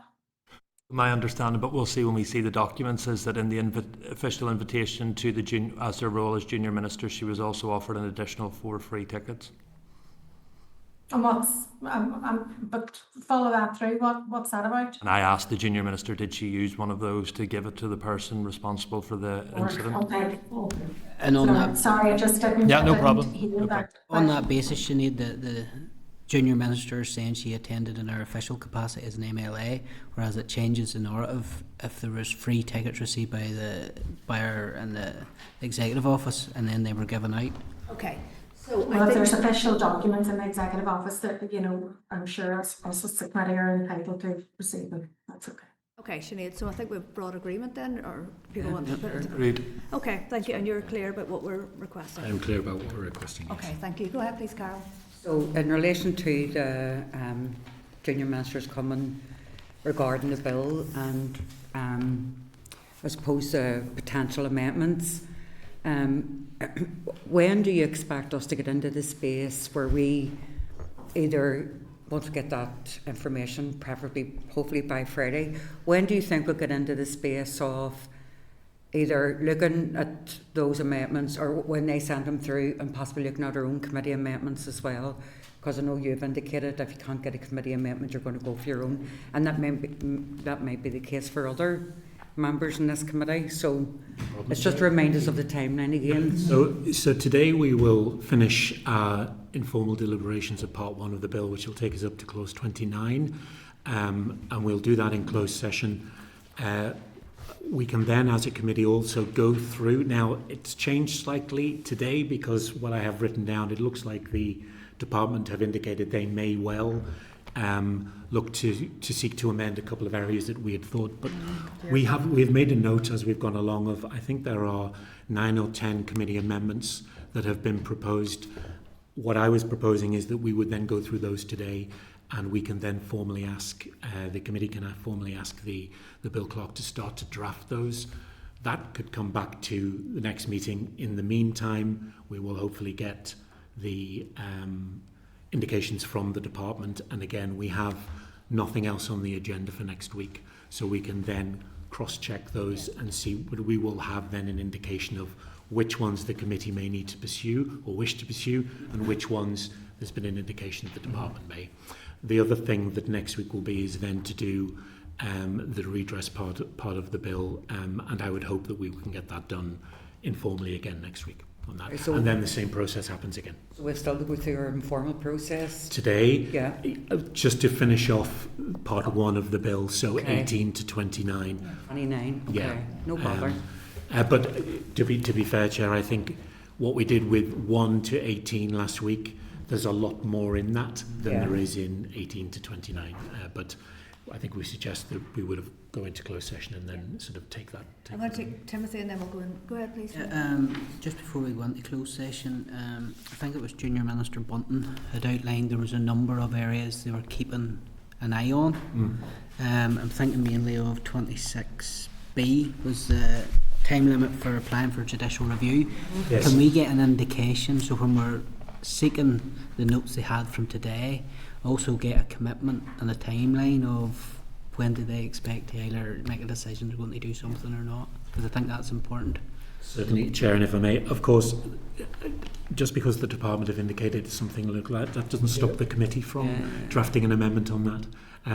You know, so there may be some crossover areas where we end up with a drafted committee amendment and also an amendment from the department, and at that point the committee can make a decision as to which way it wishes to go.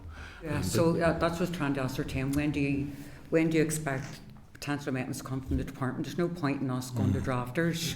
No, well, I would hope that we need to see them first. We might need to do our own or do something different. Sorry, can I just ask, Stephen's in the gallery or from the Village office, would you come forward and maybe you might have a bit of insight or... Thank you, Stephen. Wrong approach. I appreciate if there are any kind of discussions on amendments that we're looking at from last week or potentially the rest of part from this week, we can take that into closed and imagine part from anyone else. He's meant comfort break after the first couple of sessions. But, is that you asking what the toilet more or less, and an open session as well.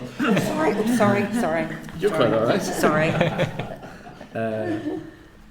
I think basically the plan is today we will finish part 1 of the bill, so basically the inquiry, and then I can take away anything that's requested. I can bring that back next week where the committee will look at part 2, and then that takes us into the last meeting before Christmas, where we will hopefully be at a point where anything that the committee has requested of me by way of amendments you have, and we should also have a clear position from the department as to where they are on amendments as well. So by Christmas we should hopefully know where we are, broadly speaking, and then the formalities of clause by clause immediately in the new year. Yeah. Okay, thank you, Stephen. Okay, members, are we content to take that item is finished, and we'll take a 5-minute comfort break, and then we'll come back in closed session. Thank you. Thank you. Thank you. Okay, members, we're back in open session. So, as you know, we've just had another session go through some of the clauses of the bill from 18 to 29, and following these deliberations the committee has considered the possibility of amendments to a number of clauses in part 1 of the bill, and I propose that we instruct the Bill Clerk to draft amendments as discussed to clauses 1 to 6, 9 to 11, 17, 19 to 21 and 26 and 27. Are we agreed? Agreed. Okay, is that everything procedurally? That's okay. everything. Thank you. Okay, members, Okay. we'll just try and move through the last couple of items quickly then. So correspondence, I'm going to refer you to pages 677 to 683 of your pack for the summary of committee correspondence, and I just would like to draw your attention to a number of items. 9.7, so refer you to page 759 of your pack. Just to advise that the committee has received correspondence from the Civic Initiative requesting an opportunity to provide evidence to the committee, and just to remind you that the clerk has proposed to meet with representatives of the Civic Initiative previously, but this meeting was cancelled due to illness. So just to seek your agreement to note this item and for the clerk to arrange an informal meeting with the chair and deputy chair in the first instance. Agreed? Agreed. Okay, so moving on then in terms of redevelopment of the Marionvale site. So we're going to refer you to pages 613 to 616 of your pack, and just to advise the committee has received a response to its correspondence sent to you. I'm taking that as on. Yes, Yeah, sorry, yes. to the Executive Office on the 14th of November requesting information on the redevelopment of the Marionvale site from Susan and Tony? Yes. Siobhan, sorry. Siobhan and Tony. So just to advise that both individuals have outlined that no planning application should be passed for the redevelopment of the Marionvale site until the true location of any unmarked burials is found via an in-depth investigation on all the land and records available. And just a reminder that the committee wrote to Newry Mourne and Down Council on the 31st of October to ask whether it has received any briefings on the site and whether the council has conducted any surveys on the site. The committee is yet to receive a response, and we're just going to seek your agreement to note these items of correspondence and agree to forward the correspondence to both the department and also to Newry Mourne and Down Council from that individual. Agreed? Go ahead, please. Well, not reading down through the letter, there's certainly a number of concerns that's been highlighted in it. I'm mindful of not reading into the public record at this stage, but should we be looking at a briefing from them by the two ladies that sent in the letter? Yeah, it's been a while since it came before committee, so It was June 2024, I think they were here. It is, yeah. Yeah, fair enough. Yeah. Mr. Chair, if we just wait to see if we get a response from the council, which will be due in I would hope the coming days, and then perhaps see what that says, and then go from there in terms of organising something else. I think we need to seek an assurance from the council they won't take any decisions on the site. Understand, yes, we've wrote to them, but we need to have something that they have paused this application pending correspondence with us or the necessary surveys carried out. Well, we can chase up the where the response is on that in the first instance, and then take it from there. Okay, members, refer you to page 790 of your pack, and this is in relation to correspondence we've received from Amnesty International that was sent to the First Minister and Deputy First Minister regarding clerical child abuse in terms of the recommendations. Just to advise that Amnesty International are calling on the First Minister and Deputy First Minister to implement all the recommendations in the research report without delay, to meet with members of the interdepartmental historical child sex clerical child abuse reference group, including victim survivors and Amnesty International, to agree a process for implementation of the recommendations. And I'm going to refer you to pages 791 to 793 of your pack for further correspondence sent to the committee from an individual on behalf of a denominational network of survivors of clerical sexual abuse regarding a follow-up to the recommendations on clerical sexual abuse. And just to advise as well that included in the correspondence is a copy of a letter sent from the individual to the First Minister and Deputy First Minister in relation to moving forward with recommendations to address child sexual abuse by clergy. Again, to advise that during question time on Monday, Junior Minister Reilly indicated that they had engaged with victims and survivors and that work has been completed on 3 separate pieces of research, one of which examined records held by faith organisations and statutory agencies, one recorded experiences and expectations of victims and survivors, and one examined the safeguarding policies and practices of faith groups. And on the 10th of November, the First Minister and Deputy First Minister met the chair of the independent chair of the Interdepartmental Working Group, to discuss the report and its recommendations. So officials continue to engage with victims and survivors, and their deliberations on the reports continues. No decisions on next steps are made at this point. And I just do want to flag at this point that I have heard that there are a lot of victims and survivors who don't feel that they've been properly engaged with, and that was the point I raised with the junior minister. So just to advise members that we may wish to consider holding an oral evidence session with representatives of the cross-denominational network of survivors on this issue. So are we... Yeah, it'll be after the bill. Yeah, of course. Yeah, yeah. Signed. So just ask you to note these items of correspondence and agree for the committee team to arrange this oral evidence session as part of the January to April 2026 session. So moving on then, members, I'm going to refer you to pages 812 to 813 of your pack, and just to advise the committee has received a response from the department to our correspondence of the 13th of November regarding the Water Sustainable Drainage and Flood Management Bill. TEO has confirmed that there will be no implications for TEO due to this bill. Just to seek your agreement to note this item correspondence and to write to the Committee for Infrastructure to inform. Okay, I'm just going to ask the clerk to read other items of the record. Thank you. Thank you. Members, 9.2 is the Hansard report from the retention and disposal schedule of the Historical Institutional Abuse Redress Board, which was on the 12th of November 2025. 9.3 is the Hansard report from the Race and Ethnicity Action Plan from the PSNI that committee heard on the 12th of November.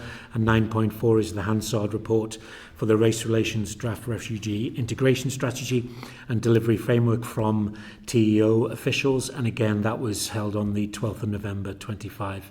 9.5 is from the department, and it's a partnership agreement between the department and the NI Community Relations Council of the 5th of November 2025.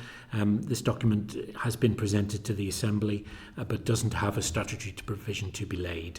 9.6 is a news release from the department in relation to lay magistrate commissioners appointed to the Northern Ireland Judicial Appointments Commission. 9.10 is correspondence from the Welsh Parliament on the cancellation of the Interparliamentary Forum that the Chair was due to go to this coming Friday. And as you, the Chair, advised members last week that meeting has been cancelled, and as of yet there's no new date for that. Item 9.11 is departmental response to correspondence of the 31st of October in relation to the Ending Violence Against Women and Girls strategy and domestic abuse in family courts. Item 9.14, Commissioner for Survivor of Institutional Childhood Abuse. It's a copy of the briefing paper originally planned for the 19th of November, but the scheduled briefing will now take place on the 4th of March next year. 9.15 is a departmental response to correspondence of the 12th of September regarding information on the £20 million allocation for Lough Neagh. 9.17 is an invitation for members to the Katie Trust to an event on Wednesday the 3rd of December from 9 till 1 in the Long Gallery. If any member does wish to attend, they should just RSVP using the email within the correspondence. 9.18 is correspondence from the Committee of Finance, providing further clarification to a number of points regarding the Administrative and Financial Provisions Bill. Members should be advised that the committee team has chased a response with the department in relation to clauses 6, 8, 9 and 14, and we will update you on that when we get something back. And finally, 9.19 was a written ministerial statement from FM and DFM following the publication of the COVID-19 Module 2 report, and the statement was emailed to members on the 21st of November. Okay, thank you, Clark. Okay, any issues people would like to raise in relation to correspondence? No. Okay, so draft forward work programme then. So I'm going to refer you to pages 831 to 833 of your pack for an updated forward work programme. I'm going to ask the Assistant Clerk to talk through any changes. Thank you, Chair. So it's just two updates. The first is the reschedule of the PFG delivery unit that was cancelled last month. That will now take place on the 11th of February meeting, and we'll receive an oral briefing on the budget and December monitoring at our meeting on the 4th of February next year. Okay. That's it. Go ahead, please. Just a query on the oral briefing on the 4th of February raise, the updated paper on legacy in the Republic of Ireland. Does that include the role of the Irish government in the Troubles? Before I had passed over the booklet regarding Irish explosives. Is that the same paper? Yes, I know the researcher has a copy of that booklet, and that, you know, he will update his report following that. But as to the level of that, you know, Thomas will present that during his paper. That's in the form. Yeah. Just clarifying that's the same one. Okay, thank you. Any other business members? One thing I want to raise, Okay, if go ahead. possible, I want to declare an interest as an intervener in the case. It's to do with the new Irish Language Commissioner. So in law it's set out what his statutory responsibilities are, and from memory it's outlined in Schedule 3 of the Public Services Ombudsman Northern Ireland Act 2016. That doesn't include TransLink. So the Irish Language Commissioner has been in place a couple of weeks, and on week number 1 he has tried to intervene and tried to get involved in the Grand Central JR that's going on. What remit has the committee to basically check the Commissioner on what he's doing to ensure his duties and the duties he's trying to carry out fall within his statutory responsibilities? Well, that's something I would need to take away and come back to you on, Timothy, if that's okay. Now, the commissioners are due to brief the committee in... It'll be next year. We're still waiting confirmation of a date. We're waiting for a date, but the chances, realistically, it's probably not going to be until March next year. But if you leave that with me, I would just need to find out exactly what the role entails and also how the department is involved in that. But I don't want to give you the wrong information. Yeah, that's I agree that the clerk goes and finds it out. Okay. Thank you. Okay, thank you. All right, any other business members? No. Okay, so date, time, and place next meeting is Wednesday the 3rd December at 2 p.m. in this room 21. The meeting is adjourned. Thank you.